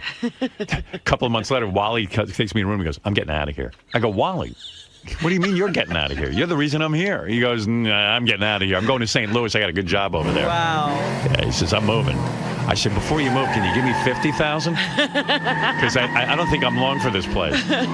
He goes, sure. He did that? Give me $20,000 raise. Wow. He says, you're doing a good job. He goes, what do I care? You're the cool. next. I'm out the door. Yeah, you're the next guy's problem. I said, listen, for my troubles, give me some money. I'm fucking broke here. I couldn't even afford a car, and I'm in Detroit. Ugh, you need a car in Detroit. Yeah, I didn't understand you could take out a loan. You need a tank in Detroit. Oh, that's right. You used to buy cash. I had saved $8,000 total. Yeah. I handed over $8,000 for my ex car, which turned out to have faulty brakes.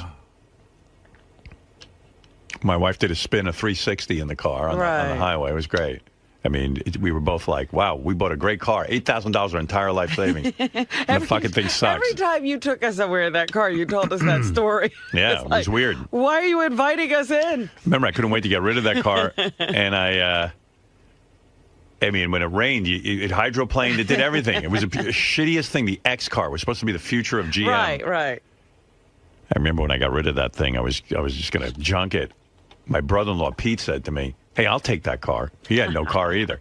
I said, it's an X car. It did a complete spin 360 when you hit the brakes. He goes, I don't care. It sounds like fun. I'll take it. I'll be able to handle it. He took it. He was fine with it. He used it for years. I don't know. He's a little more daring than I am. But then it was off to, then Detroit just fell apart. It was horrible. One program director after another. Then you weren't there that long. They changed program directors that often. 2 times at least. Wow. Yeah. This guy Dick left, the guy who hired me, and then they brought in Frank Holler. Frank was always doubled over because he had kidney stones. He was always on the floor, doubled over. Nice guy. I really liked him. But he was always in pain. Yeah. I wonder what happened to all these guys. I know. I don't even know. And then it was a whole bunch of characters. It was crazy. The jocks were all insane. Most of them were high as a kite. None of them wanted to really work hard. No, everybody thought radio was a joke and that it was a playground. Yeah. I worked with some guy, Wild Bill, the Doc of Rock, and this chick Liz, and I don't know what happened to all of them. The Doc of Rock, even, you don't know. Day I showed up in Detroit, I was hired, and another guy was hired for to be music director. This guy, Les. He had, like, no teeth. I was like, where the fuck? He goes, hey, y'all. You're a new guy here, too, aren't you? Hey, I'm Lex. And he didn't feel bad about having no teeth. He didn't give a fuck. He was a radio guy.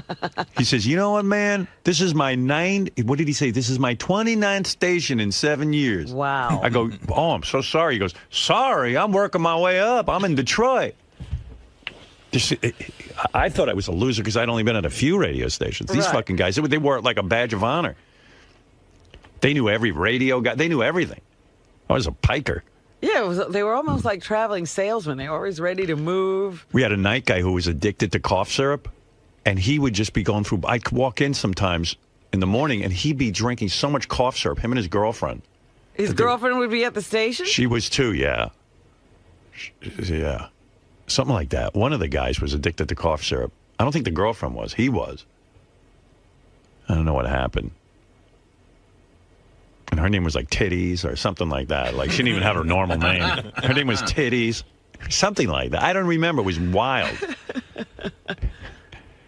But he said he wasn't addicted to it. He just said he needed it. He just liked it. He liked it. But I didn't know what was going on. It was all kind of scary, quite frankly. And then I didn't know anything about Detroit. Then I tried to be local, so I made bits about the mayor, Mayor Coleman Young. They had a black mayor, and so I'd make up bits that ridiculed him. I didn't even know who he was. I just figured, well, I'll ridicule him. He's somebody everybody knows. Yeah. A disaster, though. It was a disaster. I had to, like, when I take phone calls from the audience, I had to tape them during the records. And there was no, I didn't have an engineer. And I'm taping and looking at the record. The record's running out in the middle of a conversation with someone. Then I got to edit the conversation. Oh, my God. It was in way over my head, I think. I hated it. It was awful. An exciting show today. At what point during the show today, Robin, would you like me to announce my future plans? Whoa. Oh. What? That's right. Well, I think I want it right now. You want? Can you isolate her saying, I want it right now? I'm sure that's already been done. 4 inches is fine. I need a cock. Add it to the repertoire. And I think I want it right now. Big, pendulous breasts. Hey, you want me to lick your ass? And I never said that one. Fuck my tight little pussy. If you want it right now, Okay, now you can do me. Let's hear We it. should announce it every hour on the hour. It's hard for me to say this looking you in the eye, Robin. Uh-oh. And it's hard Where for me are to... you looking? Oh, it's hard. I'm looking just off into the distance. Uh-oh. This is not going to be easy to say. Ew. And this all went down yesterday. And I know some of the guys were speculating that today I would have an announcement because they saw Richard Bosch, who is one of your agents as well as mine. Mm-hmm. And Richard was here yesterday, and there was a lot of dialogue between myself and Mel about what was going to happen in the future. And Mel, as I said, has been nothing but wonderful and fantastic to me, and very understanding of my situation. And I told Mel that I wasn't sure I wanted to continue working, that I had thoughts about retiring, going out on top. I feel we've done an amazing thing here at Sirius, and when history looks back on us, that it will say we gave birth to a new form of radio, that we pulled off a merger, I mean all of us. And believe me, Robin, I went into every discussion with Mel thinking of you and thinking of Fred especially because of our long-standing relationship. And I would have called you last night to discuss this with you, but I thought in the interest of good radio, which we've always put first, that I would say this on the air. So forgive me for not saying this privately. Oh, jeez. So that's why it's hard to look at you, because this isn't going to be easy to say. And I certainly couldn't look the fans in the eye and say it, because this is going to be emotional, and I've never cried on the air. Maybe this will be it. But I've been feeling recently that I wanted to continue working. And I had come to the conclusion that I wanted to continue working. And I told this to Mel. And Mel was very understanding of that, and we began to talk and talk and talk. And as of yesterday, we had come to an agreement. And I was about to sign it. That's why Richard was here. Don, our agent, is in Paris. He couldn't be here. He had talked to Mel for a long time. And quite frankly, I'd been in negotiations with a lot of companies, not just Sirius. But in the end, I said, okay, where would be the best place for me? I was thinking of myself and, quite frankly, our crew. And I love this crew, and I love the people we work with, and all of that. But I had a last-minute trepidation, and I got nervous, and I started to think about my future and where I'm at as a 56-year-old guy.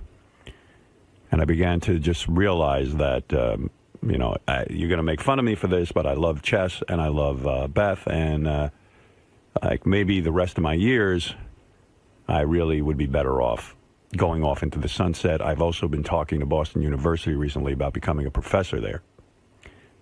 And really? Yeah. And so I decided with a lot of heavy heart to turn Mel down and go off into the sunset. Now, when I make my announcement, that could be the announcement. You're an asshole. I said, wait a minute. He's saying this, and he's not torn up. I'm not saying it isn't my announcement. I'm just saying that could be the announcement. You rascal, you. Do you see what we deal with every day? Musculature. Yeah, just distract George with musculature. He has a muscular imagination. So now, Professor Stern. I have an announcement to make. What do you think my announcement's going to be, Robin? Do you think I'm staying here? Do you think I'm leaving? And by the way, there has been a lot of discussion. I told you I've been working on this thing nonstop. There is a part of me that might say I'm leaving. There is a part of me that has a deal, and I'm ready to announce it. What would you like to have happen, and what do you think the announcement should be? Wait a minute. What and was why the did you question? have? Your questions are now so convoluted, I can't keep up. You can't get your shit together because this is our future we're talking about. That's so you're right. obviously That's fogged right. up. Probably the same reason you haven't RSVP'd my Christmas. Listen, even George was talking to me about it this Wait morning. a minute. These are off-the-air discussions? Well, hey, let me say something. I made a party. Yes. Everyone is RSVP'd but you. Is that true? Yeah. Yeah. There's like 3 other people. I think Jackie Martling being one of them, which, he can gay cock enough. And listen, George even said on the wrap-up show yesterday, it's rude. It is rude for you not to do that. Why do you think psychologically you do No, it? it's not a psychological thing. Well, there's something up. Would you... Okay, wait a minute. Go ahead. You have an announcement to make. Right. And what is your announcement on my party? Are you coming or not? And are you going to RSVP? I want you to. Once you announced the date for your party, right, I already had plans. Oh, so you're not coming? And I've been trying to change them so that I could be there. So? But that has become... difficult. What do you think is the answer? The answer is you're not coming. That's what you think my announcement is? Yes. You've learned how to play the suspense thing, haven't you? By the way, Fred has well, to... that could be. Fred has to move his bowels, but he doesn't know for sure, and he's going to make an announcement. Are you becoming a professor, too? That could be my announcement. Professor Feces. Listen to me. RSVP. Well, up until yesterday, I was still trying to change things. Now, was I able to change things? I don't know. I would assume you were. You deduce. I'll say you were because you love to party with the staff. I love the staff, and I love to party with the staff. Right. And I would move heaven and earth to be with the staff. Yeah. You're keeping us on pins and needles yet. We can't wait. We can't wait for your answer. There's a bigger question on the table. Right. But do me a favor. RSVP either way. All right? Well, I was going to call you because I didn't want to not. No. If you can't go, I understand. But believe me, I can't imagine what it is that's keeping you from it. No, my travel plans. Oh, please. Ridiculous. You should be there. I want to be there in the worst way, but I had already arranged for travel. Oh, I see. And this is an extended trip, and it's a long way away. Where are you going? Let me know. Thailand. Are you serious? I'm serious. I know. Well, that comes first. Listen, I'm throwing a party for the staff to show appreciation. I certainly understand if you can't be there, but you should... I understand now. You were trying to move the reservations. Yes, I was trying to make it possible. I wanted to bust your balls, but that's a reasonable answer. So, fuck it. Well, anyway, I do have an announcement.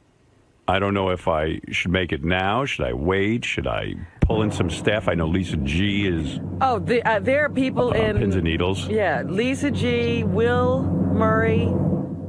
Now, there are a lot of people who I think are expecting one sort of announcement and are going to be a little shocked. Really? And I also, when I make this announcement, I don't know what Sirius is comfortable with me saying, so I'm going to be very careful in making this announcement. All right. All right. I don't want... Sounds weird, too. Yeah, well, it is all weird. It's all very weird. Yes, Dominic? You're going to announce a hybrid type of deal with your thing. A hybrid type of deal? Yeah, something that's a little different than the past. But there's no way that he's going to tell everyone he's leaving with them looking at them because he worries about you people as much as he worries about himself. I bet it's a hybrid type of something, maybe less days, different days, more time, different hour. But he's not leaving. But not leaving Sirius? No, he's not. Well, hold on to your hat. I'll make the announcement then. Yeah. Go ahead. Go ahead. Tell me alone. Yeah, I'll let you, Dominic, I'll let you go. Leave me on. By the way, I was at your favorite Italian restaurant yesterday. Il Molino? Yeah, I thought I'd run into you. No, it's, what's the one on Long Island called? I'm having a mental block. Me I'm so too. nervous. Not Il Molino. 25 years I'm nervous. Mateo's. Yeah. You still go there? Yeah, of course. Delicious food. Come on. Fuck off. 25 years. How come all of a sudden you're calling in? I mean, you've been gone for months. You've been gone for months and My months and brother months. passed away. Oh, sorry to hear that. Yeah. Your brother? I didn't even know you had a brother. Yep. You never mentioned you had a brother. Yes, he died 2.5 months ago. Come on, let's get to it. No, he what? He died 2.5 months ago. But Dominic, you've never told me you had a brother. Well, so I tell you a lot of things. Well, now he doesn't have a brother. Did you ever? Oh, good, because now I don't feel the loss. Because I never knew he had one. You were not close with the guy, obviously. And he died very young. I don't want to talk about it. Come on. But wait a second, you were not close with him, right? I was close to my brother. Sure. You were? How could you never even bring him around or mention him? Well, he's a very private person, a very wonderful person, a much better person than I am. Come on, get to the bottom. Do you have sisters? Yes, I have a sister who was a lawyer. Beautiful, wonderful girl. Come on. Yeah, I know. Around? The sister I know. Yeah, so we'll talk about it another time. Get to it. But the brother, nobody no knows. mention. Yeah, in Texas. Wow. That's why I've been down there. Full brother or half brother? Full brother. What do you think? Oh, that's right. You're right. You do know something. Yeah. All right, let's go. Why did he die? Can I ask? He had a heart attack at 54. No kidding. Was he heavy? He was thin, heavy. Right. Like you? Yeah. Who else do we know like that? Yeah, I know. All right, then. Was he a smoker? No. He was, no, not at all. He's a wonderful person. Well, I'm sorry Much to better hear than that. I, thank you. Do you mean there's somebody better than you? It wouldn't be hard to be better than Dominic. I mean, he keeps going much better than I. We all know everyone's better than Dominic. Well, I mean, who's not better than you? I mean, when I say better, I mean better than comparing the two of us. I know everyone's better. Will you please tell us? I'm gonna 25 years of my life. All right, Dominic, sit by your radio. I will. No, I'll stay on. No, because I have a lot to get to, and I have a lot of people to pull in here and talk to about this. All right. You could leave me on, but hurt me again. Goodbye. Oh, my goodness. Yeah, I thought I was hoping to actually see Dominic yesterday at the Italian restaurant. I haven't seen him in a long time. I haven't seen him in a while either. I haven't been invited to the office party. Well, I had of to course get not. And I had to get my own tickets for Monday night. That's all right. How'd you do that? How'd you get tickets? Where are you? I'm going by boat. No, come on. You got in we'll Monday see night? you Monday? Yeah. Give me a boat. Am I going to see you as fat or thin? Medium, unfortunately. Yeah. Who are you seeing these days? You got a girlfriend? I'm not talking about anything about girls. I'll get off the phone. Goodbye. No, you're bringing Goodbye. a girl. Are you bringing a girl to the... Yes. Oh, you are? Yeah. Goodbye. Lady friend. Goodbye. Goodbye. Got rid of him. I only asked him about women. Wow. Well, we'll talk to him again in a year. Yeah. All right. Let me make my announcement. Who wants to be here for this? Should we have Gary in here? Definitely. Well, Does Gary know that there's an announcement to be made? No. I haven't John talked to Hine? anyone. No one knows except for, like, our agent. Okay. You know. There was a dick move, by the way. What was the dick move? You know, saying you're riding off into the sunset. Or did you get freaked? Yeah. I should have let it go a little longer. Well, I sort of had a feeling that maybe that... Right. Listen to his voice. I know. It's dumb. Well, that's why I want them in. What's going on with you? 2 days your voice is like yeah, I this. know. I lost my voice. You know why, don't you? Well... What do you think? Why do you think you Because I'm lost? doing too much stuff. Yeah. Are you? Well, yeah, probably. Right. Yeah. Do you think the McCartney concert on Monday is going to go past 11 o'clock? Yes. You do? I've seen him before. See, my daughter's not going to let me out early because she loves wants McCartney. to see the whole thing. And It's going to be 3+ hours. Oh, It you're starts at kidding. 8. Hey, can't they start it at 6? Can they move the time? call Sir Paul and say Howard needs you to start at 6. Lisa G, I hear, is on Spelchis. What's going on? She even like the other day we were somewhere and I mentioned something about, re-signing and she just went, like if you bring it up she just gets upset. You know who's really on his Facebook? Mike Morales. He's really? He's like ready to hang himself. Really? Yeah. I'll tell you, I'm very stressed out about it, especially this week. I don't know why. It all. It hit you this week. Lisa, you look like you saw a ghost. What's going on with you, Lisa? I feel like you're cracking up. I mean, really, what is going on with you? Are you all right? I'm fine. Just coming. Do I look that white? Yeah. Yes. You look like you saw a ghost. Am I right, George? Look at her. She does. Yes, you do, Lisa. Yeah. Yeah. What the heck happened? Well, I'd like to see the promised land, so come on, let's get on with it. It's Who's most nervous about my situation? I think everybody is. But I think Will Murray is particularly. Will was on the wrap-up show, and he had a lot of concerns. I think John is concerned, but he doesn't want to. Nobody's really saying, "Oh my God, I'm freaking out," except for Lisa. And maybe Scott the engineer. I would think he would be. I think he should be freaking out in general, whether I have a deal or not. I mean, his life is something to freak out over, to be quite honest. What's the matter, Lisa? You look like you're going to break into tears. What's happening? Standing back. No, I hope you stay. I think you're happy here. I know we're all happy here. Yeah. Well, okay. Time for the announcement. You're not going to have anybody else in? Who else should we have in? I think Will and Scott. Scott for sure. Scott, I'm not looking at him. He doesn't react to anything. Yeah, he's a wall. He's like wallpaper. Why would I? You're not staying. All right, okay. You're leaving? Okay, Can I go now? Of course. I'll go see my wife. Oh, you're staying? Oh, that's great. All right, okay. I'll go stay home and bowl all day. Ronnie doesn't care? I don't know. Ronnie. Well, quite frankly, Ronnie knows if I'm leaving that I'm still going to need the car. Right. So he's with me. Yeah. Where's Will? Oh, Richard. Richard is are you worried? I just want to come in and be naked while you make the announcement. Can I get undressed? I want to blow George. That was really creepy yesterday. He's so excited that George said he was going to add him to his reel of people he thinks about when he masturbates. I'm honored by that. Why do you need George's approval over your body so badly? It just, you don't know you're gay yet? You don't know that you have gay tendencies? If Robin said she would masturbate to me, then that would be an honor as well. Anybody. But you wanted to show me your asshole and your penis and you're rubbing yourself. I'm proud. All right, you can leave because it's hard to make this announcement to you, especially. I can get naked. He's looking at a warehouse. Right. I can't take my clothes off. This is going to be a moment in history, actually. I'd like to be a part of it, though, if that's okay. I don't think I want you a part of it. You know what I mean? History wasn't meant for you. Yeah. Somehow you shouldn't be in history. I say that this is a historical moment because I really do think we've had... Oh, Scott the engineer is here. Hi. I don't want you in here. I can't fucking stand when you stare at me. Sure. It unmotivates me. I think that maybe it unmotivates you. Yeah. I mean, I'll leave. What's going on with you? Nothing. Nothing. I'm fine. Are you freaking out if I'm leaving? I'm not freaking out. Okay. I was concerned, obviously. I love working here. I love working with everybody. And I want to continue. By the way, if I get a deal here or I get a deal somewhere else, doesn't mean you're coming. You know that. Okay. Right, okay. Well, just let me know. Yeah, let's be clear I'll on deal this. with it. Not everyone's coming to the promised land if I'm going somewhere. I mean, I've been out of work before. I'm confident in my abilities. If I have to look for a job, I'll look for a job. What else am I going to do? Good luck. Really. No, of course. Wouldn't you give him a recommendation? Yeah, at least. Probably not. Oh. No, you're a very talented engineer, and wherever I go, I would take you with me if I do go somewhere. All right, thank you. All right, look. I'll leave. All right, here is the announcement, and I won't drag this out any more than I should. All right, so... You've already dragged it out more than you should. Of course. What else do we have today? After this announcement. No guests. Looking at George all morning. Got to hear his endless bathhouse stories. You see, there was a muscular man... There and was I this walked actor in the 60s, and I whose name I shall not reveal. I saw the glint of recognition in his eye, and I walked out of the room.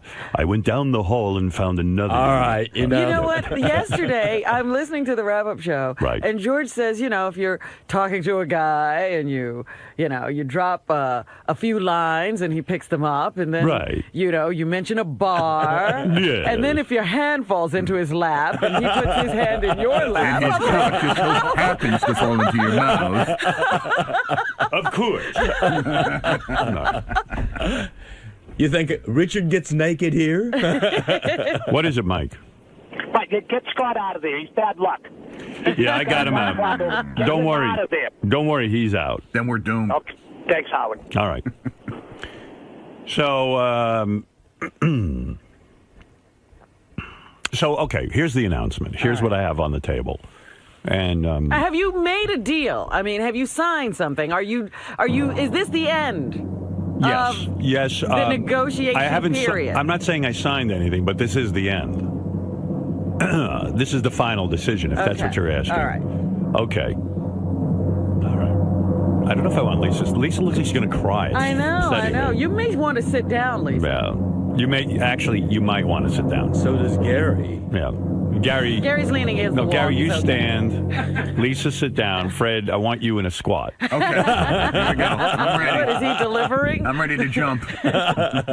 Laura Lackner just told me that Jackie RSVP'd, so you're the only person, Robin, who did not. All right. Okay. I like that distinction. More bad news. Well, George, it's rude, right?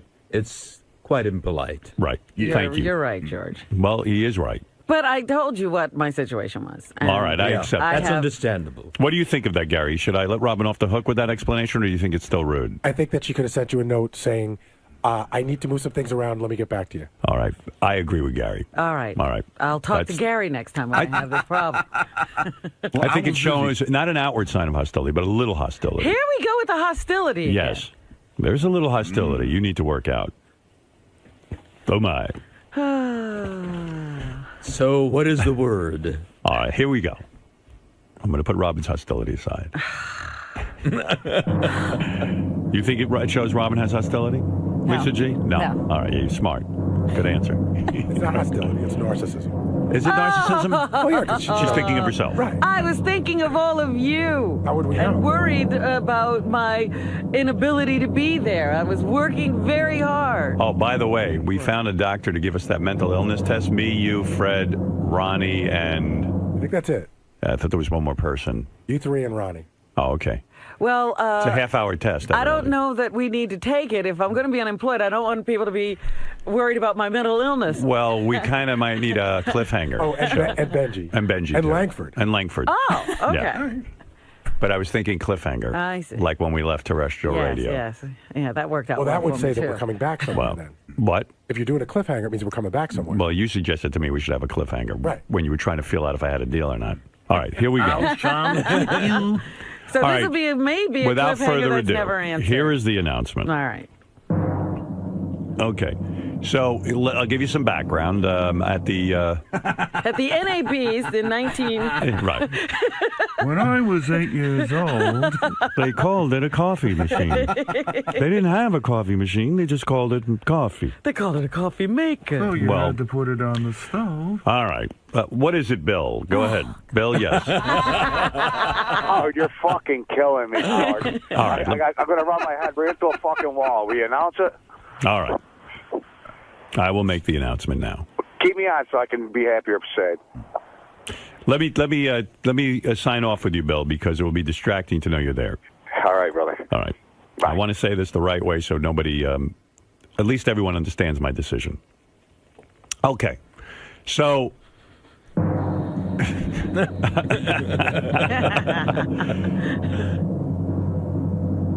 This is not an easy explanation. Okay. All right. Because I happen to think I know something about radio.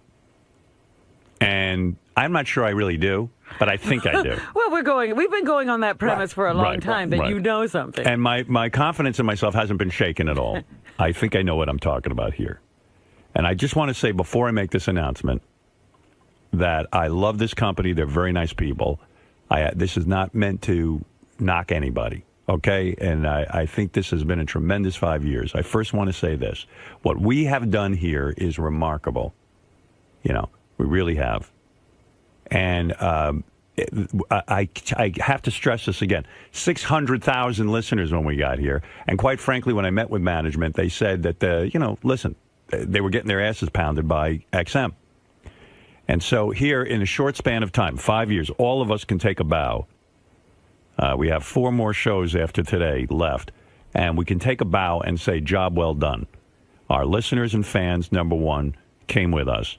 Number two, I think what we pulled off, leaving terrestrial radio the way we did, coming here, the excitement. I don't think there's another group of people that could have pulled this thing off. I don't. I do not think so. I don't think there's anybody in radio who could have done it. I think our team has been phenomenal, and everyone's done a great job. And I also want to say that all of the guys who work on this show, from Robin, Fred, Benji, George, Gary, Lisa, who's sitting here, Sal and Richard, all the guys, Jason and Will. I'm not going to go through it.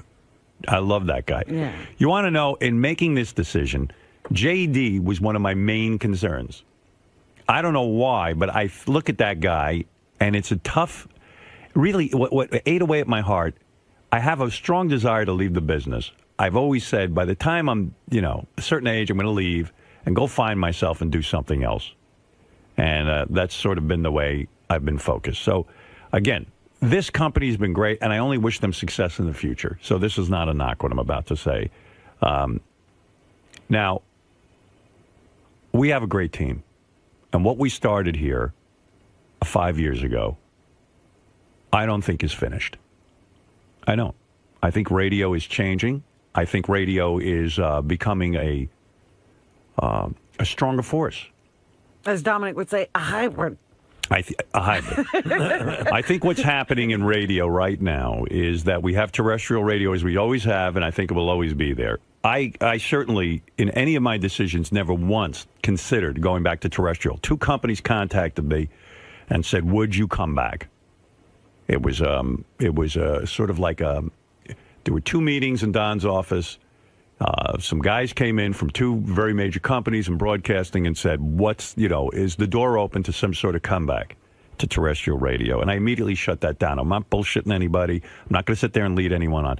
It probably would have been a better negotiating kind of thing if I was in that mode to sit there and entertain all of that. But I was honest with them. I said, look, I'm not going back to terrestrial radio. I think terrestrial radio, for me anyway, is dead. And I think for most performers, it's dead. I think for guys who are even in the musical end of this thing, where you play records and stuff, it's pretty much dead. It's almost impossible to sit and listen to terrestrial radio and even be into a musical experience. There's just too many fucking interruptions. It's just not fun, and it's not funny. One of the things I love about Sirius is that, in fact, we do play music, and it's not interrupted by commercials. I think that part of that experience is necessary. You can't be interrupted every minute. It's too fucking annoying. So anyway, I sat down and I started to think whether or not I wanted to continue working. And the fact of the matter is I do. I want to be in radio. And I had certain concerns with, a scheduling and all of that. I wasn't sure how many days I wanted to work all this, and I had to, figure that all out. But also, I have to tell you, I still have a lot of eye of the tiger. And what I mean by eye of the tiger is I'm hungry. I want to make sure that radio is successful no matter what we do. It is fantastic. And I started to think about if we did another 5-year deal. Everyone seems to want a 5-year deal. What we would do differently, how would we progress? How could I make this show even better if we continued on? So I'll tell you this. We are continuing on. All right. All right. We got one thing out of the way. I've signed a deal. You have? I've signed a deal. All right. Look at Lisa. She's happy. Lisa, don't be happy yet. We're not out of the woods. Yeah, at least that means you can listen to us. Right. Yeah, at least you'll have us. And my decision was between a couple of different situations. You know the radio landscape is changing. Yes. What's going to be happening now, you'll have terrestrial radio. You're going to have a lot of competitors. What are you laughing about, Gary? Fred and I are just laughing because you're just taking a long time to get to the point. All right, it's killing us. That's why. There's a lot of things going on in the radio landscape. As you know, you've probably read rumors. There's a lot of companies out there who are trying to jumpstart their business on the internet, because your radio in the future is going to look like something completely different. You're going to have satellite. You're going to have terrestrial. You're going to have internet radio. You're going to have these things. It's all happening. I've met with every fucking company. I've met with every person who knows anything about technology. Every genius out there. To do business. I know what's out there.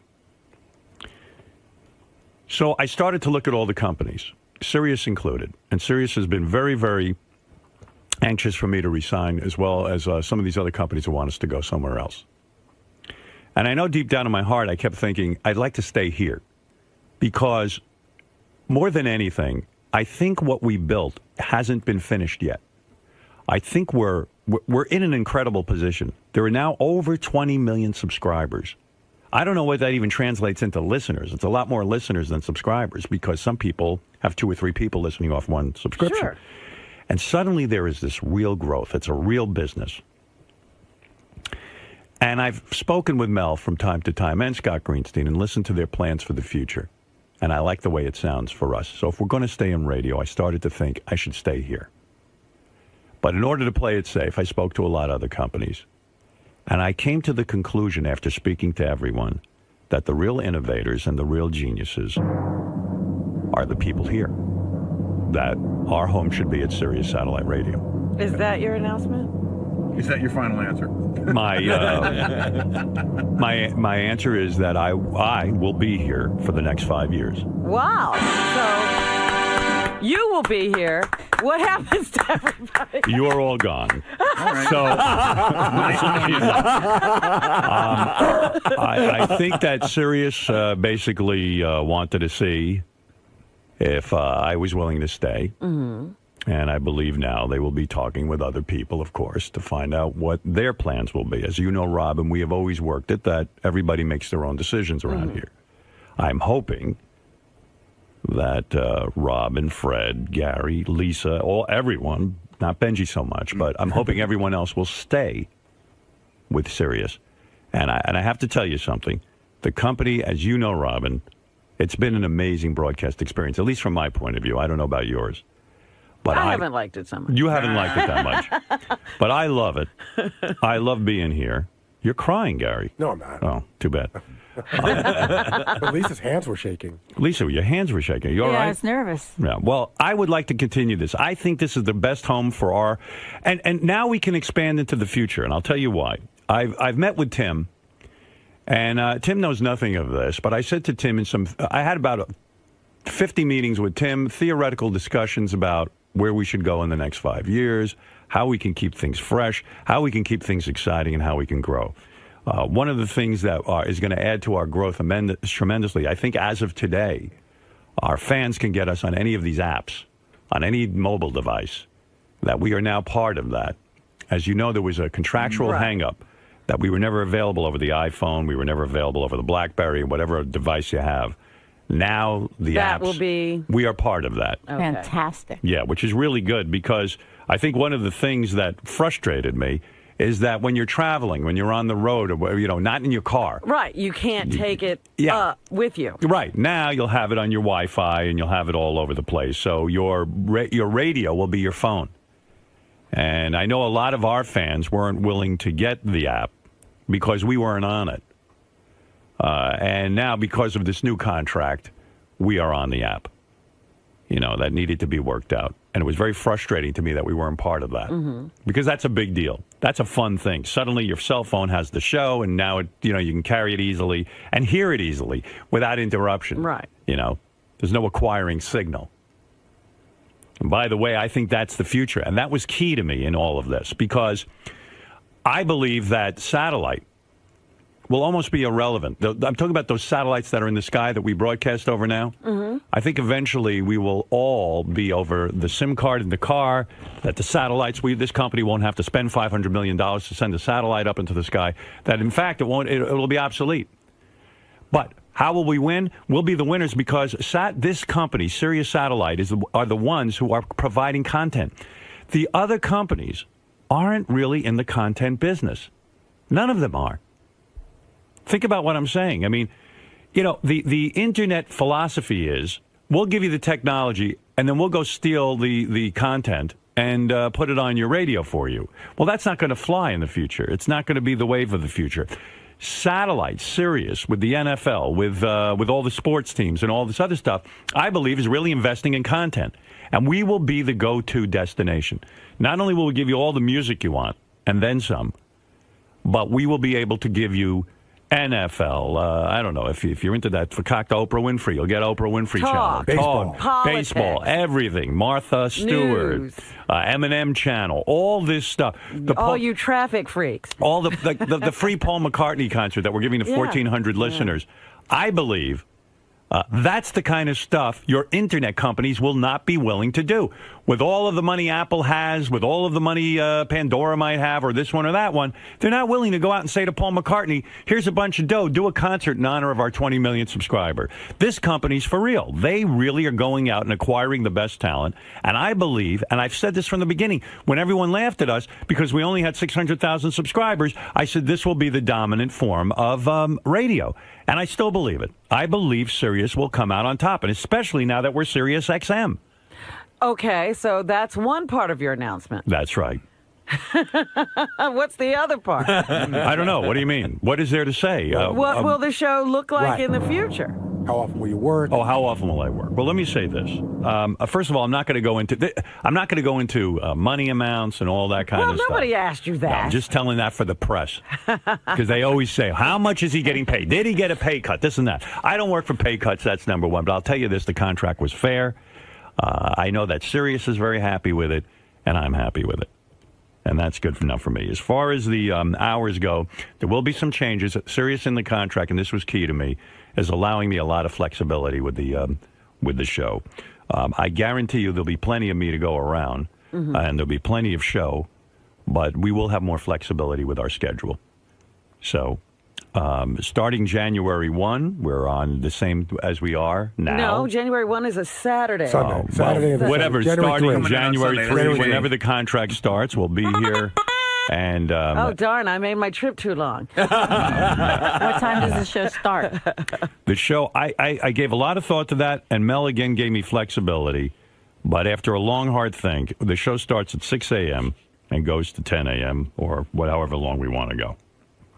It's really important to listeners, I felt, our fans, that we do a fresh show in the morning, that we get here and do the show at 6 in the morning. And believe me, I ain't thrilled about it. I ain't getting any younger, and it's getting harder and harder for me to get out of bed.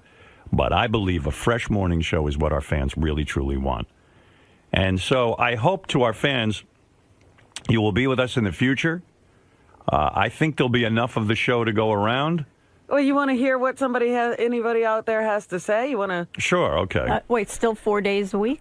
There'll be some flexibility with that. Let me put it to you that way. We haven't worked out the whole schedule, but for now it's 4 days a week. But at some point it's going to change.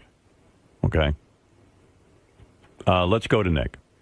Howard, thank Hey, you now. very much, dude. That is the best news I've heard all month. That's better than my heart attack. I am Well, I so got to tell you happy. something, Nick. I'm happy, too, because I think when I sat at home and I thought about it, and especially in the last couple of months, I really, really thought about this long and hard.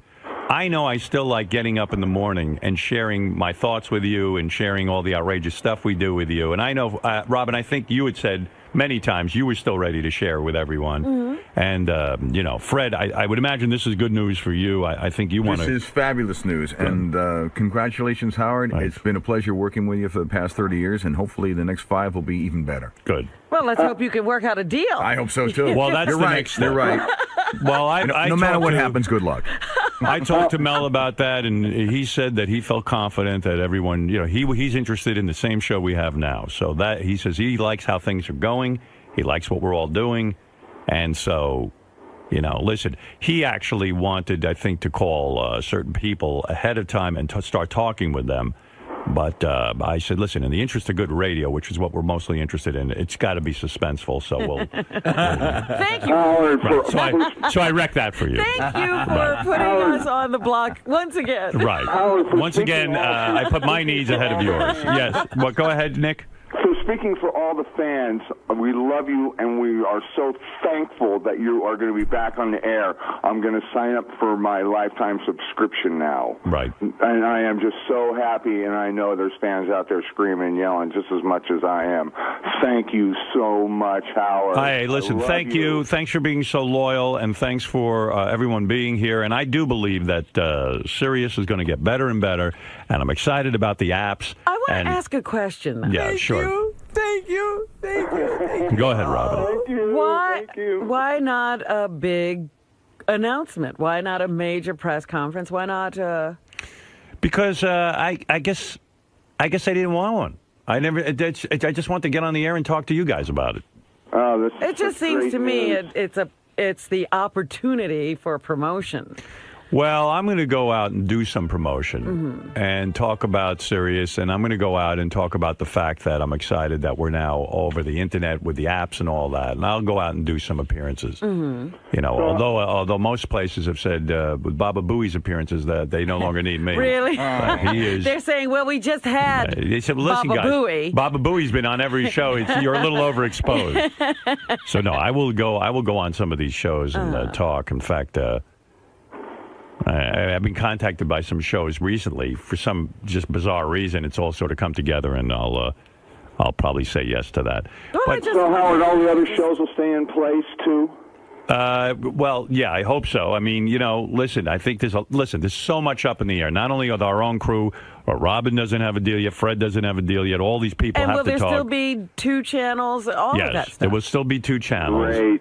I know that like Bubba, who I love, doesn't have a deal yet, and I would like to keep Bubba on board. I'd like, but a lot of this stuff is out of my control. I don't control that. I don't control the purse strings here. Typically what we do is Riley Martin, how's he going? Well, there's been a lot of discussion about Riley. He factored pretty heavily in all of this. Are they happy with the news? News is something that has to go. That's the only thing that will be out. The one thing that had to hit the chopping block. Actually, they like Stephen Shuley. It's they have a problem with Lisa. So, yeah. Howard, thank you so much. I love you, and it's the greatest news I've heard Thanks, Nick. all year. It's great to be loved. Thank you for picking me up over 50 times in the last 5 years. So all right, Nick. I really appreciate that. Thank you. Howard, you're the man. Love you. Hey, Nick, are you, well... Go ahead. All right, now I'll ask this later. Okay, thanks, Nick. Hey, thanks, Howard. You are the man. Thank you so much for signing, too. Thanks, Buckwall. Have a good day, buddy. Yeah, well, I do want to say that, working with Mel all these years, how the hell we've all ended up together again. Again. Right. And I know that there's still a lot of confusion about the channels, about a lot of people's jobs and stuff. Robin doesn't have a deal. Fred doesn't have a deal. Now the suspense is on me because I'm still looking at the end of my career here on December 31st. Yeah, I'm here. That's the good news. Everyone else is gone. Tim just kissed everyone in the office. Maybe Tim wants to say something. It sounds like one of Tim's motivational speeches. Tim's kissing people? Tim is kissing people. A lot of people resigning now. Does Tim have a deal? Tim, I know you didn't know about this as well. Let me grab your apple bag. Just in congratulations. My apple bag. You're happy. This is the greatest show on earth. I can't see us going to another place. We've got a good little machine going here. Yeah, we've got the infrastructure, we've got everything, and we've got it going. We do. We have it going on, right? Yeah. Do you want to say something? I'm excited. Thank you. You're excited. That's Thank it. you. And never ever doubt Mel Karmazin and Well, Mel's a reason, one of the big reasons. Well, listen, there's about 50 reasons why I decided to stay here for myself. Number one, I do love our crew. It would be really weird not to wake up in the morning and do this with Robin and the gang. It would be very, very strange for me. But who would you replace me with if I don't able to make a deal? Lisa G. Robin's irreplaceable. You are irreplaceable, actually. I don't want to do it with anyone else, quite frankly, and that would be a problem. Well, that warms my heart. That would be weird. But if you run off with your charity work, when I was giving the fake announcement, I was going to say Robin is the main reason I'm leaving because she inspired me. She inspired me with that charity work, and I want to be like Robin. And then everyone would hate Robin. That's right. with our charity work. He's out there making little Indian children laugh. Right. So anyway, a lot of the things that I was excited about being here is that we have beautiful facilities. We have a built-in audience already. We can expand upon that in the future. The technology is only going to get better. For example, now it used to drive Tim and I crazy. We couldn't be heard on the iPhone, and we couldn't be heard on all that. So I guess as of today, they've got that set up, or tomorrow. Is that right? I would assume. That's awesome. And so that to me was another expansion, and I think the word will get out that we're staying here. More of our fans who didn't come over originally might start coming over as well. Yeah, with the new technology especially. Right, and car sales are starting to go. So I see more and more growth. And I really am proud of what we've done here. This is just as much our company as anybody's. I mean, really. It feels like we built this thing. Yeah. So... Well, when you started speaking, you were saying things that I thought were going to be in your mind. Right. About, the job not being finished. Right. And wanting this to be something viable that survives. Right. Over time. Yeah. And that's so that's that. So, Yay. With any luck. Thank God. I know that... Boy, there are going to be more Lisa-isms today. I'm so sweaty. I have to go. There's one. I have to go give Lisa G a sponge bath. Come on, give her a sponge bath. Okay, And, again, like I say, Robin and Fred and the rest of the gang, everyone, Sal, Richard, Gary, everyone's got to figure out their new situation. So things aren't completely settled. But I know the company was interested in getting me signed. And I thank them for that. I really am truly excited about continuing on, and we'll see what the future brings. So it's an exciting beginning. This is the house that Stern built. The Stern Show built. This should be a big monument somewhere. And this is now a party. Yay! All right, you better Very get out of happy here before for people you. start jumping on you. Congratulations. All right, Well, now you. I don't feel so bad about not making the party because I was afraid this was going to be the last time all of us would be together. Right. And I was trying as hard as I could not to miss it. Right. And here's my RSVP. I can't be there. So another 5 years for me, Robin, and hopefully for you and Fred. Well, and I'm the happy gang. for you and Sirius because thank that's you. a wonderful, wonderful marriage. And that is, I don't want to see what we started disappear. Right. And it's in the early stages of its development. And I think it's very important that content remains strong here.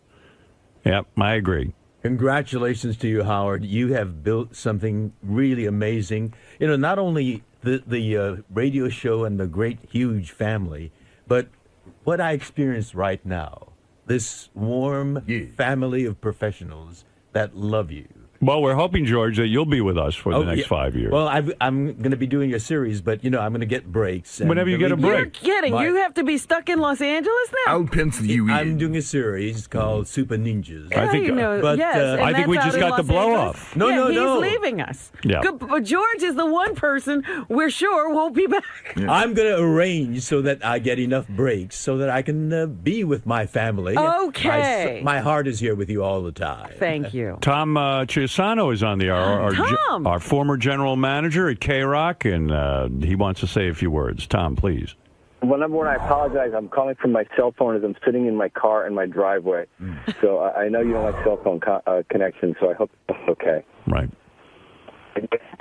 Of course it would start. And then he starts breaking up. Tom, go ahead. This reminds me of two low points for me. 4 years ago, or whatever it was, when you announced that you were leaving, and then 5 years ago, when the morning when you actually left. But I also know it's a great morning for you. So and being with Mel and being part of anything that he's part of is just a wonderful thing. So I think that this is it's a great decision on your part. I'm really, really happy for you. I'm happy for him. Thanks, Tom. And you've Tom's the one guy. He's not part of the team anymore. I know. And I do. I miss him. I do miss Tom a lot. Well, I love, and I really mean this. I love all you guys. I love everybody that's part of that show. Thank you. And you're just a huge, huge part of my life that I'm very, very proud to have had. All right, man. Tom, you're the best. Thank you. Well, you too. All right. Now can go back and get it warm. I do miss Tom a lot. I miss him all the time, yeah. One of the reasons he's not here is because there's no general manager. The business model doesn't have a position like his. I think he should have just been here because we like to yell at Tom. It would have been great. We like to blame Tom for any of our problems. He could have just sat in a room until we were ready to yell at someone. Right. Yeah, is there a job for a guy just to be yelled at and blamed for all of my problems? That's called Scott the Engineers. Right. Tommy. Yeah, Scott the engineer replaced Tom. Tommy, you're on the air, Malden. Hey now, Howard. Hey now. Congratulations. I'm so happy that you're going to be staying. I was so ready to go out and buy a smartphone to get you on the with the SIM card, but well, let me tell you something. There was a lot of consideration there. I mean, there's a lot of great opportunities out there for broadcasters. Leak over the weekend about Apple? iTunes. I don't know where that came from. There was no discussion, real heavy discussion with iTunes. Mm-hmm. I don't know how that started. I think I heard some guy, some stock market guy, had heard about a meeting or something and floated that. But quite frankly, there were a couple of companies where we almost, could have ended up there. Let's put it that way. And there's a lot of exciting opportunities out there for broadcasters. Anybody who thinks broadcasters don't have opportunities out there is nuts. Problem is, you got to have an audience to bring with you. And if you don't have that, then the opportunities aren't there. They dry up. I think starting, quickly. That's the problem. I mean, you got to start in terrestrial radio. This is advice for any young broadcaster. You got to start on terrestrial radio and have a huge audience, and then have the wonderful audience that I'm blessed with that's willing to follow you somewhere. Well, the whole point would be then content and connection. Content, connection, content is king. And this company, more than any company, with the leadership of Mel and Scott Greenstein, I believe, they are so braced for the future because they have the content. Mm-hmm. Robin, people are not spending money on content. Right. That's part of the big problem. The problems I see out there listening to terrestrial radio is that they just want to put those commercials somewhere. Yeah, they have no investment in talent. Well, like Facebook has content, but it's your content. Right. That's what attracts me to it. But what terrestrial radio would need is some investment and development of people. Right. And they're not putting that in. Well, that is not happening. And I'm hoping that in the future not only for our show, but for our channels, that we can be a mecca for some people and for a lot of broadcasters. And we could be providing content for all kinds of delivery systems. Yeah, so I'm discussing that with Sirius now and trying to expand what we do and expand our channels, and also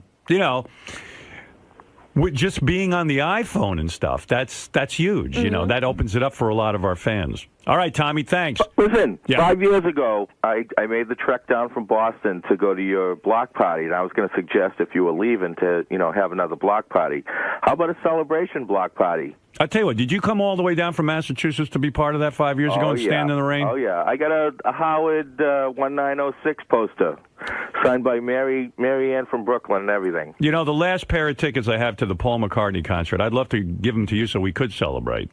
Oh, that'd be awesome. You want to come? Would you come down from Malden? Oh, definitely. Why don't you come join us Monday night? Oh, you're the best. So why don't you come, Tommy? I love Fred, Rob, and everybody. They're all great. All right. For a guy who trekked all the way down through the cold, remember how cold and rainy it was? A mess that day. There was an ice storm in Connecticut. There were tractor trailers off the road and everything, but I said, fuck that. I'm going to Howard's last show. All right, brother. So you're in the McCartney concert. Thanks, man. All right, hold on, Tommy. Why not? Why not Tommy? I heard there's another announcement. What is it? How dare they? On my beautiful day? What is the other announcement? I heard that Fred is going to get to go to the concert. How so? How'd that work out? Scott Greenstein miraculously found another ticket somewhere. Oh, great. So they shook it out of the rafters, so we'll be there, all three of us. So it's you, my wife, and my daughter. Well, very good. The family is intact. Yes. And Robin will be there with her special date, Ralph. The whole world is reeling from that announcement. Still, people are screaming, don't take him. King of all blacks. Yo. Yes. Yo. Real plain and simple. If I have my iPod and I'm on the sweeper, can I listen to the show? Yeah, I believe so. I don't know how that all works. Well, does your iPod iPod that's just storage, right? That doesn't pick up anything on the internet or anything. Oh, it depends on the system. But the iPod is the phone, right? No. Maybe the iTouch or iPhone. He's saying iPod. I don't know. How does that work? I don't think so. That would just be down. Oh, so I got to get an iPhone. Now, how about the HBO? My Sprint, no. Wait a second. What's HVO? I don't even know. Maybe. Yo, it's the hottest phone out. 4G. Can you get internet? Yes. Well, then you'll be on that. Oh, good. Oh, good. I thought I could. I thought it. I was going to ask them, but I didn't think you were staying. For some weird reason, I hope you were leaving. It'll be more crazier. More crazier? More Yeah, crazier. It would have been crazy if you'd have been like, yo, I'm out of here, man. Yeah, well, it almost came down to leaving, you know. Oh, there is a Sirius app for the EVO phone, EVO phone. How, did you see that phone? No. Oh, my God. You got to see it. I don't even know anything about it. Who's You picked up an ad the other day and said, I can't even tell what this is all about, and it was for the EVO phone. Oh, that's the EVO. I got to check into this. I feel like I'm missing out. Yo, you got to see the video, the high-definition video, and the pictures on it it's better than you ever heard of the camera, a Nikon camera? It's better than all of that. The camera is crazy. Is it better than the Android? The Android is garbage. The Evo, not garbage. That's a good phone. I ain't gonna front. But the Evo HTC is the best. I had about 6 phones. I'm on it now. Maybe we should be on this. It's sort of like a hybrid pad phone. I see. Do we want that? It's big. It's just bigger. But I like it because you can see, like, you can order stuff off the internet. I order stuff off of Zappos. I order stuff off of, I got the crazy Ugg boots coming. They're $300 and shit is sick. I can't wait till they get here. But I ordered all of that off the phone, and you can see everything on the phone. All right. Thanks, King. Do I sound good now? Yeah. Yeah, you do. All right, King. Thank you. All right. That's the King. He's going to go on and on. He didn't let me hang up. Right. He's going to do a sales pitch for all of his stuff now. Well, there you go. That's it for me. Now. Well, congratulations, Howard. I'm very happy for you. Thank you. Hey, Howard. Yeah. I got 2 questions. All right, Benji. Do you, as of this point, is there like a TV thing aspect worked out? No. Okay. Is that something that you're planning to do or not planning to do or working out? I'm working on that. And then the other day you said, like 6 months from now, you have something that's going to revolutionize like late night TV. No, I didn't say that. Or something. I said I might have another announcement about but this has nothing. That has nothing to do with the show. Okay. And what's your current favorite TV show? My current favorite TV show? Yeah. Why are you asking that? I was just wondering. Oh, okay. My current favorite TV show. It's either In Treatment or Boardwalk Empire.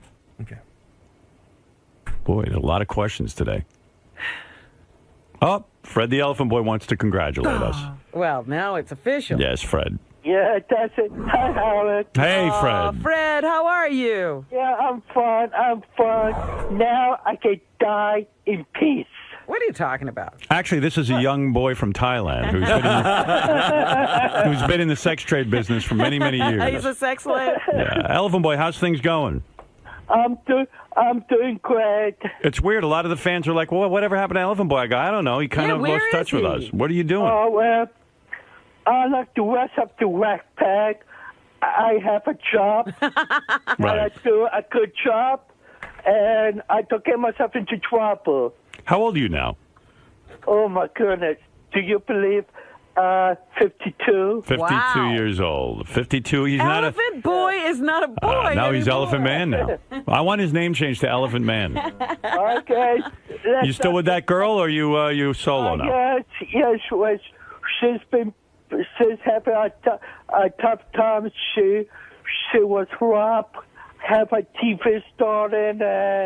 Her teeth were stolen? No, TV. Oh, TV. I thought you said her teeth were stolen. I was upset. No. She was robbed, but you're still with her sexually? You're still her partner? Yeah, we still have a good time. You with any guys at all, too? Are you swinging both ways?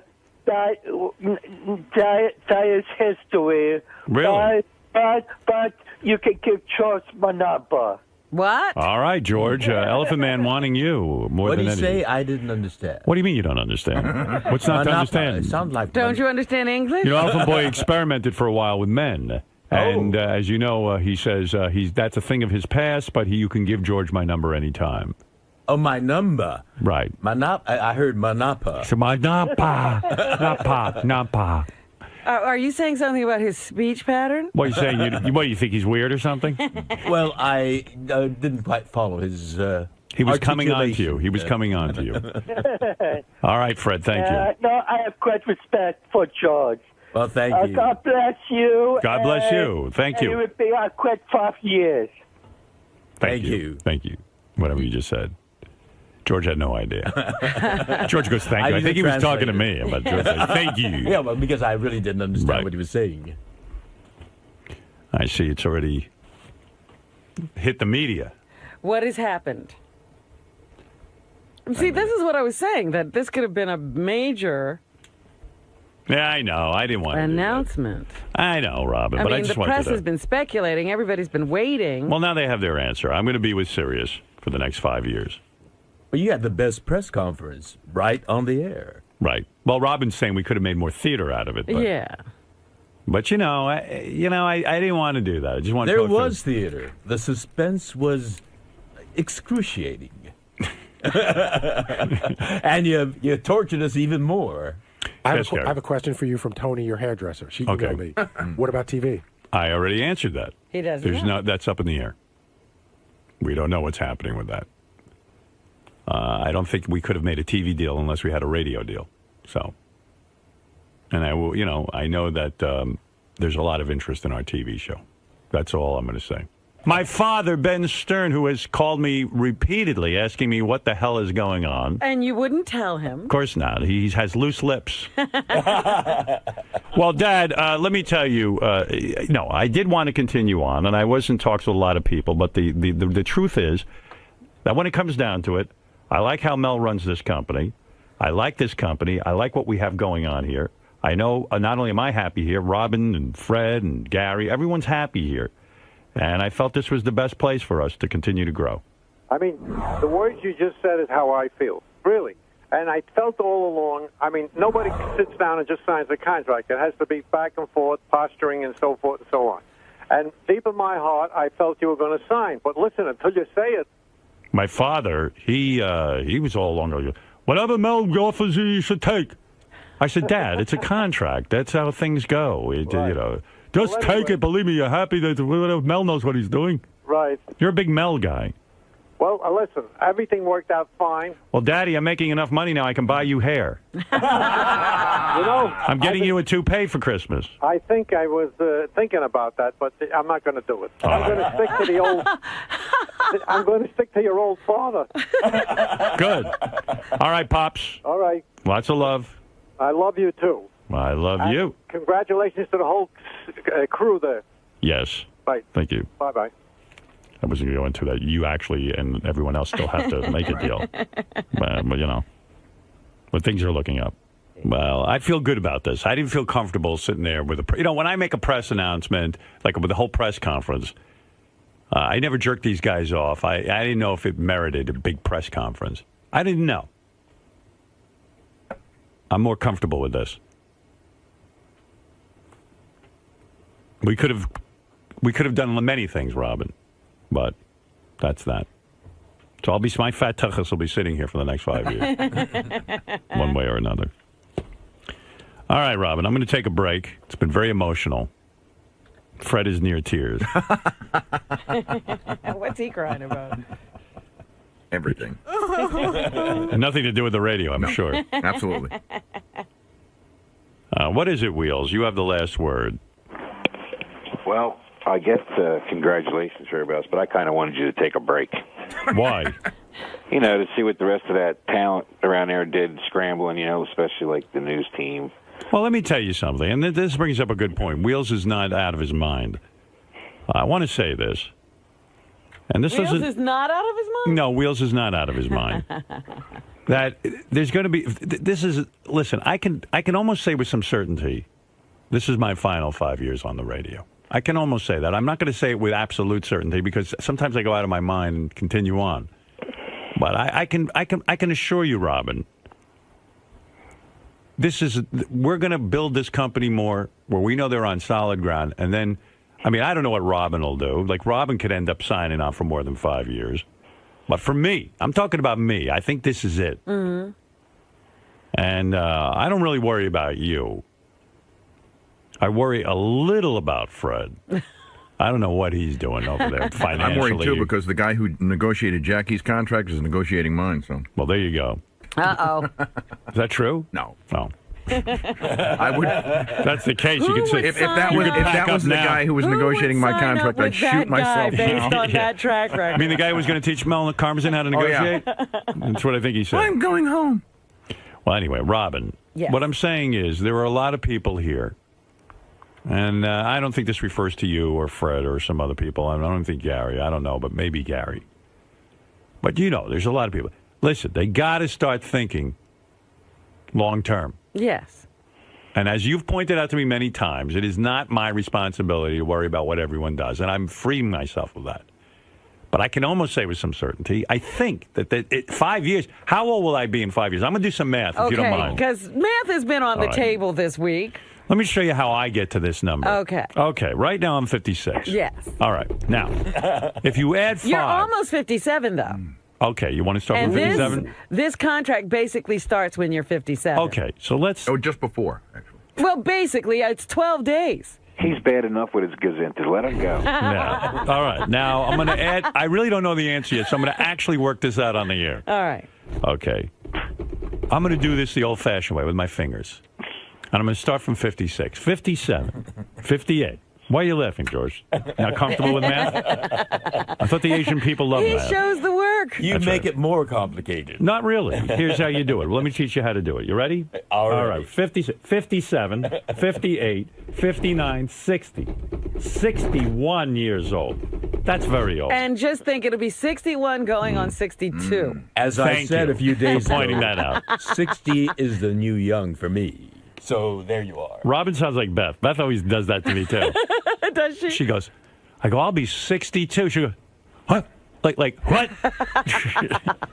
I'm not going to be with a 62-year-old. I go, listen, don't get too excited. You're going to be in your 40s or something. Hey, Howard, real quick. Yeah. Now, you saying the news team, you don't know what's going on with them yet, or?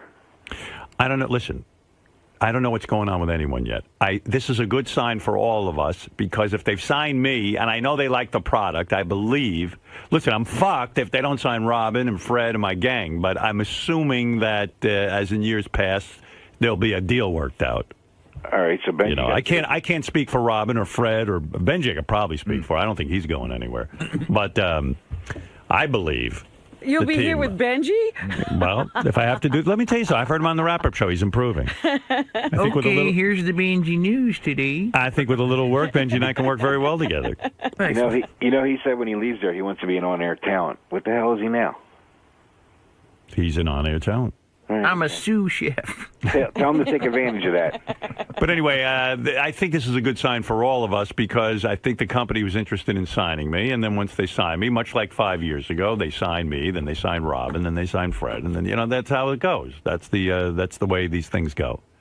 Well, everybody would have had unemployment. I think you need till the end of summer off, would have been able to breathe. The first thing they wanted to know is, am I interested in being here? So they see that I am, and now they're interested in the rest of the show. I know that. They've told me that. All right. Well, congratulations, buddy. All right. Thank you. Hey, Howard. Yeah. Is this something that you discuss, with Beth, with your parents, with your psychiatrist? I've discussed it nonstop with my psychiatrist. I told him. What was that discussion? I said, I want to leave the radio. I'm done. Mm-hmm. And he said, no, you don't. I think he was worried about me paying his bill. No, he said to me, there's a pressure that you put on yourself with this show that is making you neurotic and mental. But he actually worked with me for a long time to help me get in touch with my true feelings about the radio show.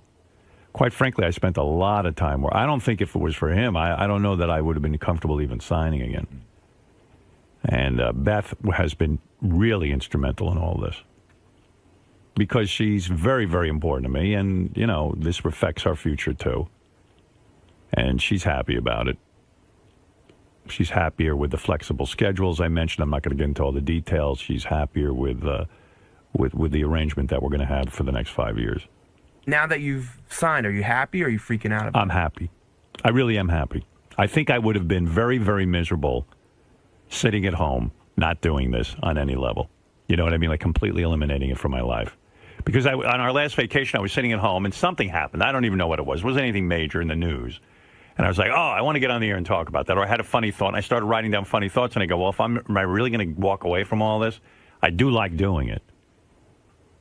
And it couldn't be any better a situation in broadcasting. You know what part of it was, too? I'm sitting there going, have we ever had a better situation in broadcasting? Never. To walk away from this now is almost for all the shit we went through. We basically work for ourselves, run our own lives here at the station, at whatever this is. I don't even think you could call it a station. Right. We have our own platform. That's why I kind of felt like to walk away from that now when it's getting better. When we got rid of all the problems. Right. And then to walk away from it would almost be like suicide. You know, I can't see us doing that. We're in a nice groove. And it's been 5 years of wonderful, creative production without stress, without obstacles. Yeah. You know, what we've looked for our entire career. Yeah, I mean, you know, you have your ups and downs and stuff, but at the same point, the company has made it really great to broadcast from and to service our fans. I mean, nothing's been easier. Mm-hmm. I kind of make it difficult and beat myself up over stupid shit.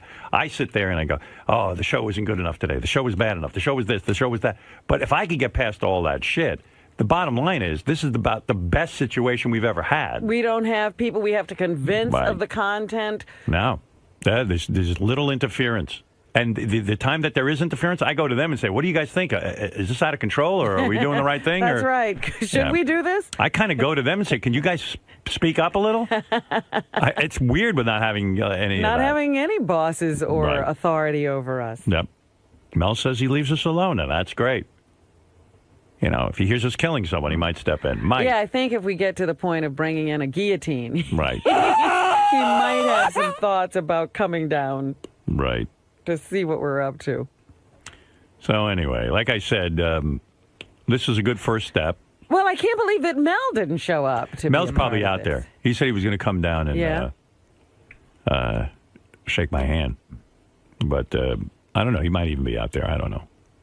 I don't know if he wants to say. Maybe he'll say something on the air. He should make a statement. Absolutely. That would be good. State of the Union address from the El Presidente. Now I have to get in my car with my crazy driver, Gene has been predicting. I see that Mel is going to be in the studio. Did he predict that? Oh, did you hear something? Because one day I got into the car. He says, Mel will be in the studio tomorrow with Howard. I said, did you hear something? He said, no, but I know that Mel will be in the studio tomorrow. How does he know that? I don't know. I don't think he really knows. I think this was a hope of his. And he was wrong because the day passed and there was no Mel. Then what does he say? But then he says, no, you guys are just dragging it out because I know there's going to be a big announcement. Well. And he says, you're going to be with, like a soothsayer, he's been saying this. Listen, he wants you as serious. He definitely does. Yeah, he needs to be driving you around. He's got a vested interest in all this, like no one else. He gets a very nice Christmas present every year, and he's always, and I said, there's not going to be any Christmas present this year. I'm unemployed. That's right. What do? You bonus him or you give him a gift? I bonus him. You bonus him? Yeah. There's a gravy train out there. I got to go into hiding. Really? Yeah. I know. And I'm like, why are these people waiting to give me the bad news? Just give it to me now. Give me all those gift cards. Mm-hmm. Your gift is you should just bone the guy. Be a lot cheaper. You know what? I'd be like that woman who was the groupie, Sweet Connie Hamsey. I got to tell you, this Christmas, I mean, it's wild with what goes on with the gift shopping and the bonusing and I mean, it's like that's another reason I didn't want to leave. I mean, it's like supporting a small country. I mean, it's crazy what's going on. I got to downsize. Next 5 years, I got to downsize, motherfucker. I mean, this is crazy. Simplify. You've got to stimulate the economy. Stimulate. Let me tell you something. We can't do it single-handedly. Other people have to do their part. No, I'm doing it single-handedly. I'm not kidding you. I'm doing my part.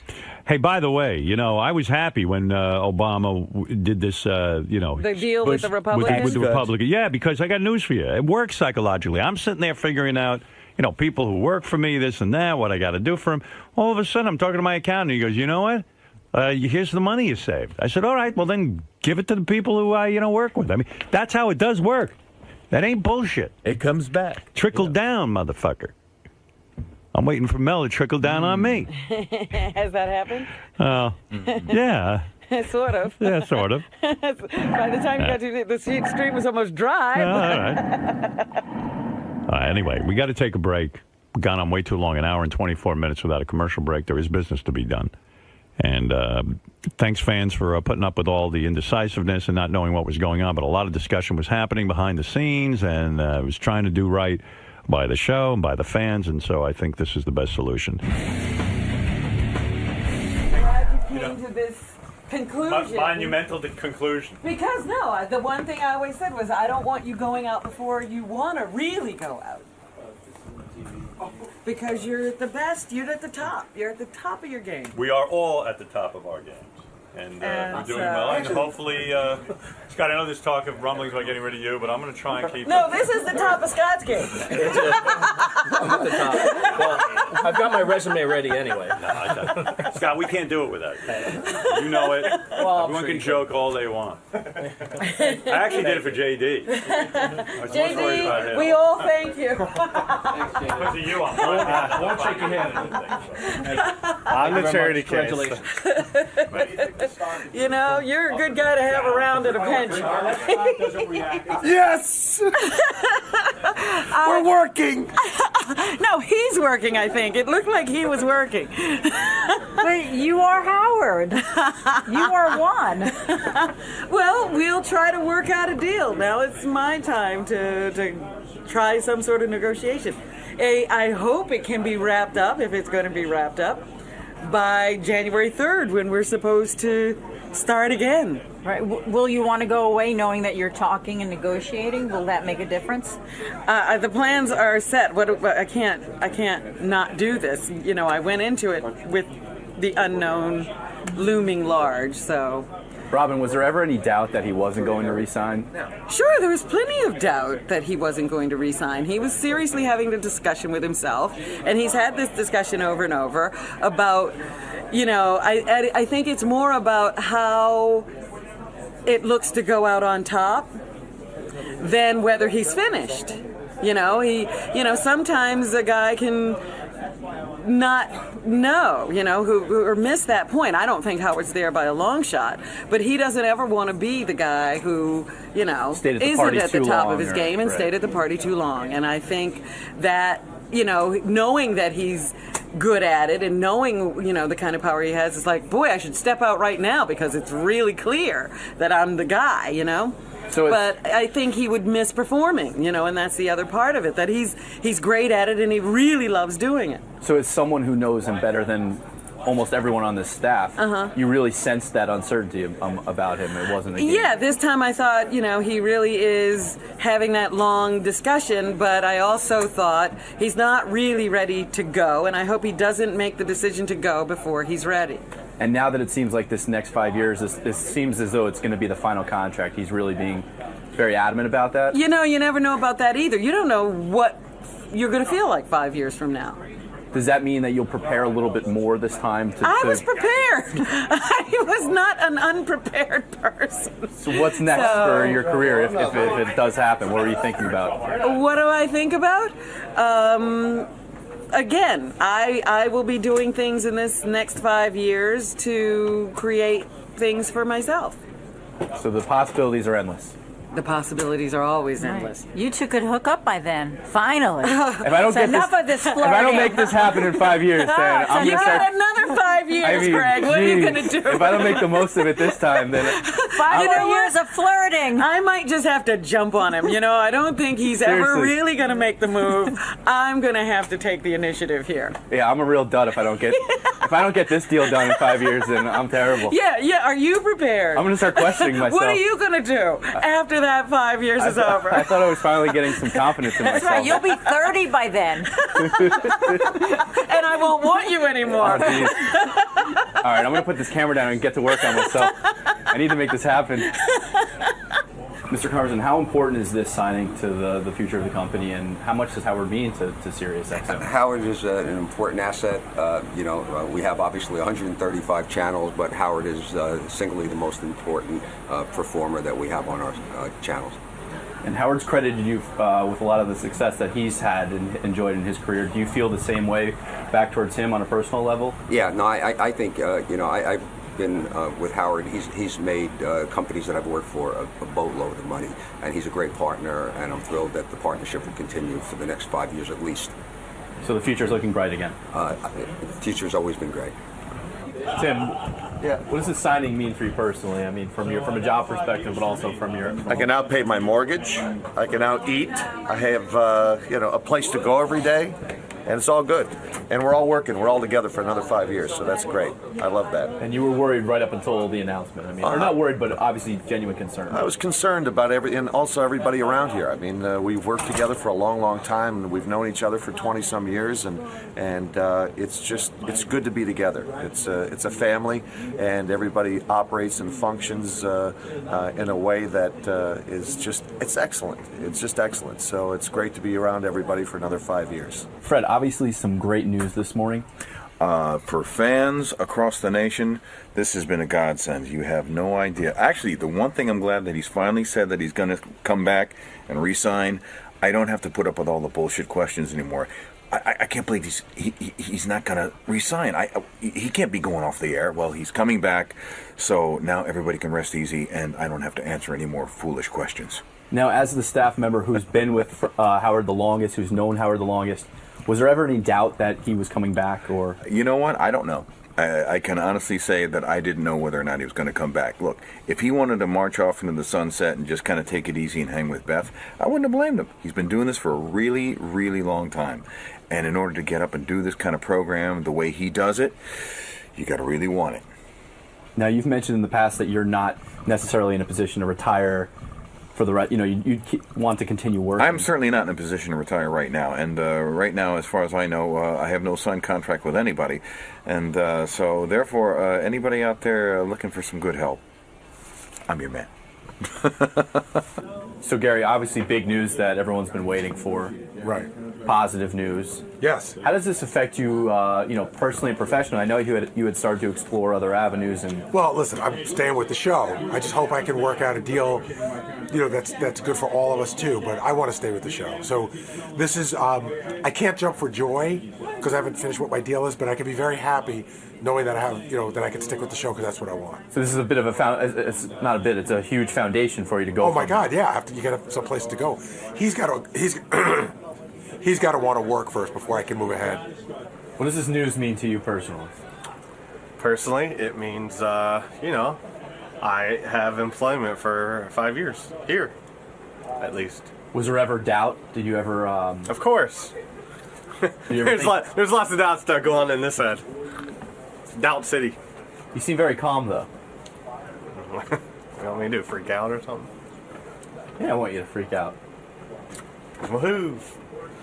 What does this mean from a professional and, life standpoint? How does this affect, how does this change your plans? It means, I don't know. It means I can still say I work for the Howard Stern Show, if I'm talking to a girl or something. I don't know.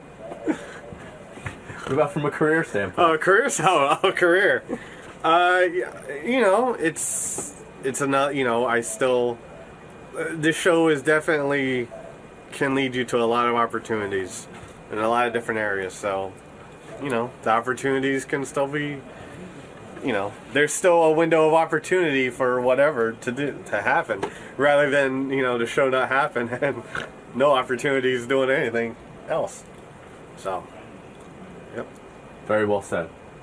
Really? I don't think it was that well said. Richard, big news, obviously. What does this mean to you personally and professionally for your career? It means right now I'm going to celebrate and I'm going to suck Greg Carmel's cock. Oh, yeah!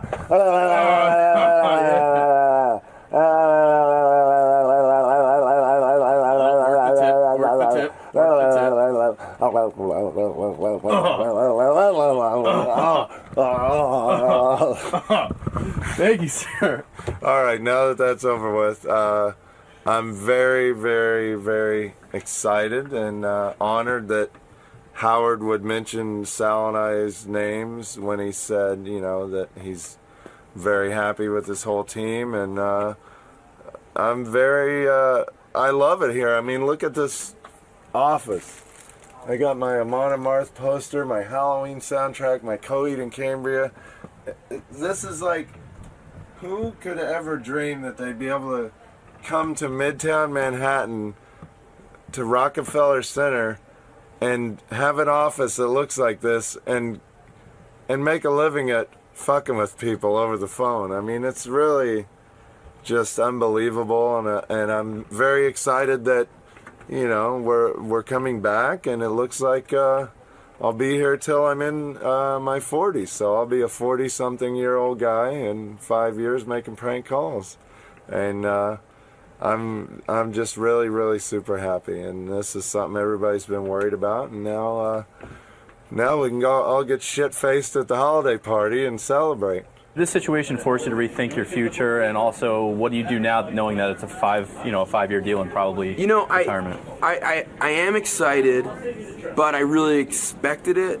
So, and lots of times with me, things don't really hit me till they happen. So, I expected this to happen, and I'm happy about it, but I don't know how I would have felt if it didn't happen. I think, like, I didn't necessarily have those emotions.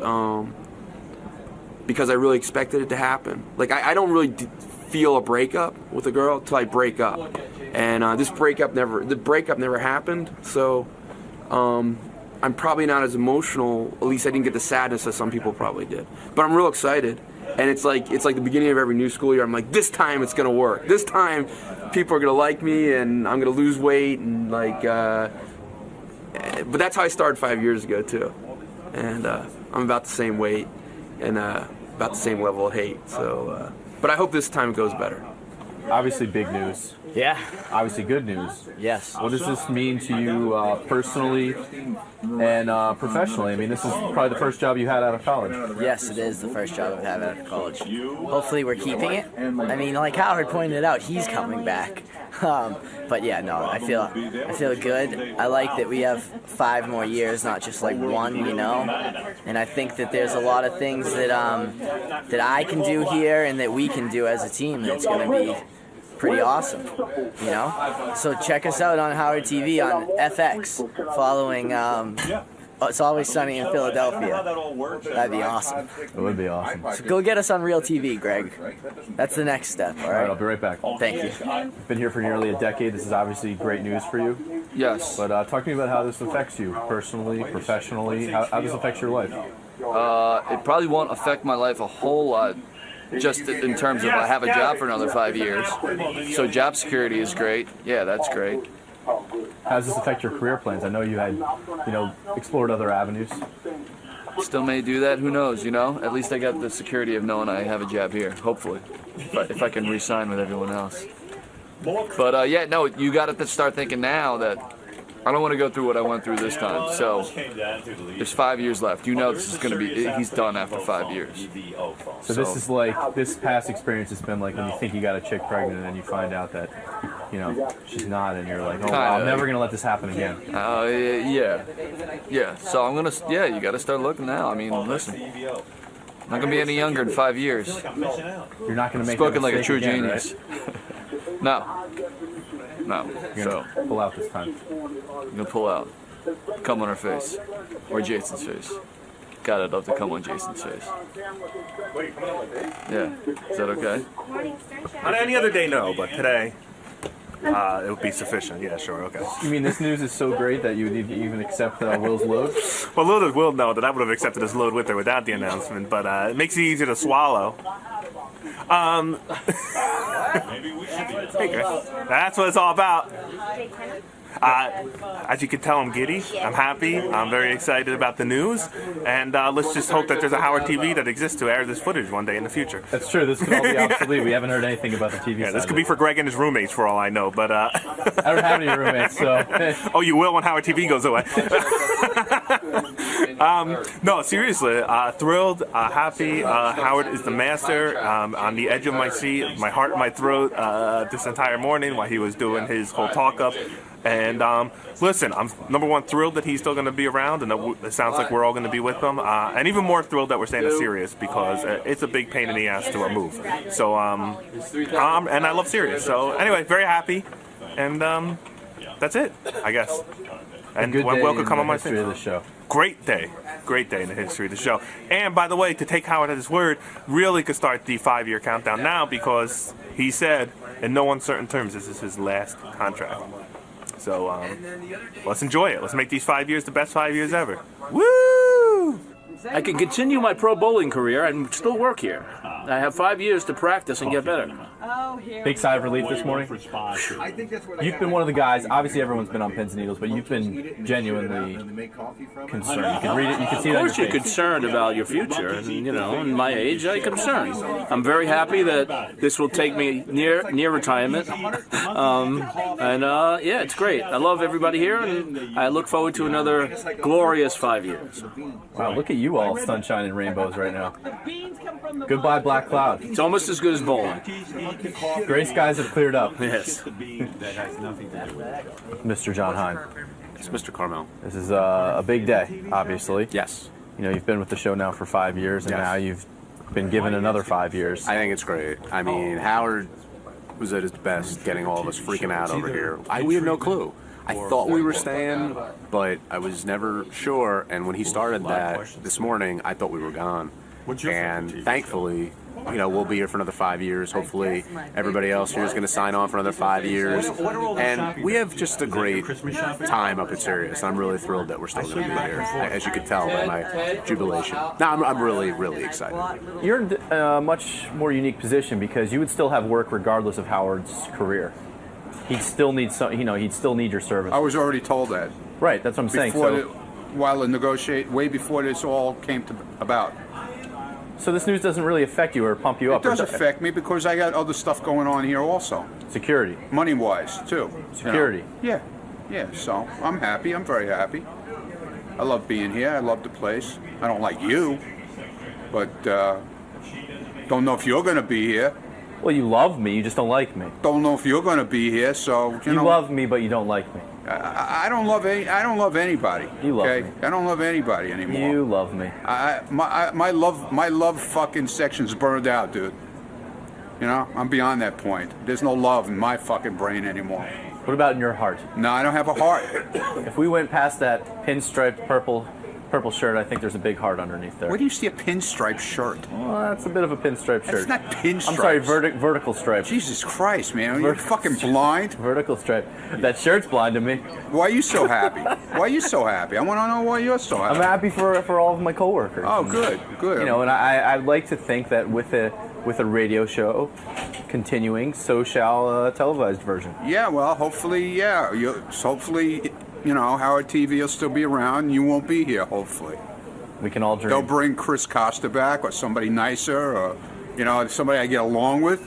Hopefully it won't be you. Hopefully you'll go back to turtlenecks. I mean, I don't like this new era of Well, maybe I will once in a while, I'll like he says, we got to switch things up, change the schedule around. Yeah, we all have our dreams. We all have our dreams. Maybe we'll change your schedule around where you won't be here. How's that? You know what? You won't. I'm like an artist that is underappreciated in his own time. You'll when I'm gone, you'll know. I know, man. I know. I'll miss you when you're not here, but you know what? I'll sacrifice that.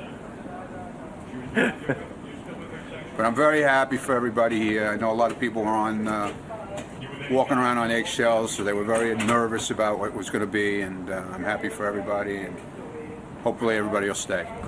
To the revolution. Including maybe you.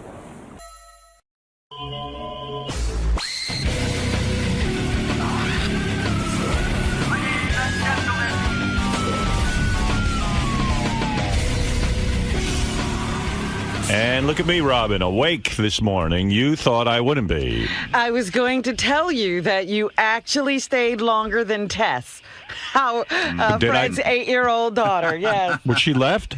With Fred? Yeah. During the first encore. Oh, okay. I figured we'd get up before the big crush. I didn't know exactly where you were, but I'll tell you what, Robin, I knew you were watching me, and I said, I'm not leaving. I don't want Robin to see me. I kept an eye on you.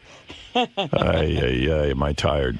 You're not tired? How do you do it? I thought of you first thing this morning. I was like, Robin's probably like Sherry. I'm not. I'm very tired. I didn't get enough sleep. I'm just hung up on sleep. I think it's right. neurotic. It's a psychological thing with you. Yeah, and you don't teach me how to do this, and I'm a mess. Well, I don't stress. Yeah, you don't. I don't put rules on myself. Like, there must be this many hours of sleep, or it's not going to be a good day. All right. Let me repeat that mantra. I don't need that many hours of sleep, and I'm not stressed about it, and it's going to be a good day. I'm awake while I'm awake. Right. You don't even fall for that sleeping or eating stuff. That's what I admire about you most. You're like, I'm going to go to Thailand and not eat for a couple of days. And I'm like, shit. I'd be bumming out. And then you go, I'm not going to sleep for a few days. Okay. All right. That's all right. Sleep when you can. Life is short. Maybe you're right. I tell you. It actually gets me through the day now because I woke up and I said, I'm embarrassed like a pussy in front of you and complain about my sleeping. There was a couple of things I was thinking about yesterday after the show, like how, maybe Benji's really good looking and I'm missing it because he had me convinced that he's good looking.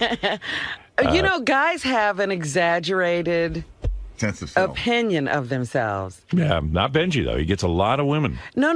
It has nothing. He gets the women because of his confidence. I see. Yeah, I was thinking about him. He said, take a look at me. I'm really good looking. Women find confidence attractive. And all day I was going around. I was talking to different people who shall remain nameless, and they were like, no, Benji's not good looking. Look at him. Skin's blotchy. Benji shouldn't even be that confident. Right. Yeah, and I was like, well, no, Benji, I think, has me convinced he's really good looking. It's unreal. Well, anyway. He should be on People Magazine's Sexiest Man cover. I don't know about Fred. I'm sure he was happy to be able to bring his daughter to Paul McCartney. And she had a thrill. It was nothing better than seeing your kids singing along to Hey Jude. It was just awesome. Well, yeah, that's how it was for me. I'll be honest with you. I mean, I was kind of preoccupied because I was there with my daughter and her friend. And, I wanted the evening to go nicely for her with this Paul McCartney because she's such a big Beatles fan. Mm-hmm. And that's what it was all about for me. I mean, I love Paul, and wasn't that a fabulous concert? Oh, my goodness. Yeah. Fabulous, right? Just so much fun. It couldn't have been better. No. Couldn't have been better. And they packed the place, not only with people who are subscribers, but it seemed very important to get a lot of celebrities in there. Apparently, it was important for it to be star-studded. Yeah. I'm not sure why. I really would like to know. But I did see a lot of celebrities there. Man. I told you, Jared had come up to me and said, if there is a meet and greet, whatever the fuck they call that now, meet and greet with Paul McCartney, I'm going to try and get you and your daughter in. So I told him I don't want to go because I said I have my wife and her friend. And I can't leave them sitting there to take my daughter backstage. And quite frankly, I don't know about you. We've met Paul, and it's great. But when I'm backstage, it's not a fun time. It's not a fun time, and I feel this terrible pressure that the person performing, no matter who it is, you're just bothering them. Right. Yeah, I really feel it's a mandatory thing for them, and they they're going through the motions. So anyway, when I got there, Jared was nice enough to say to me, I want to take you and your daughter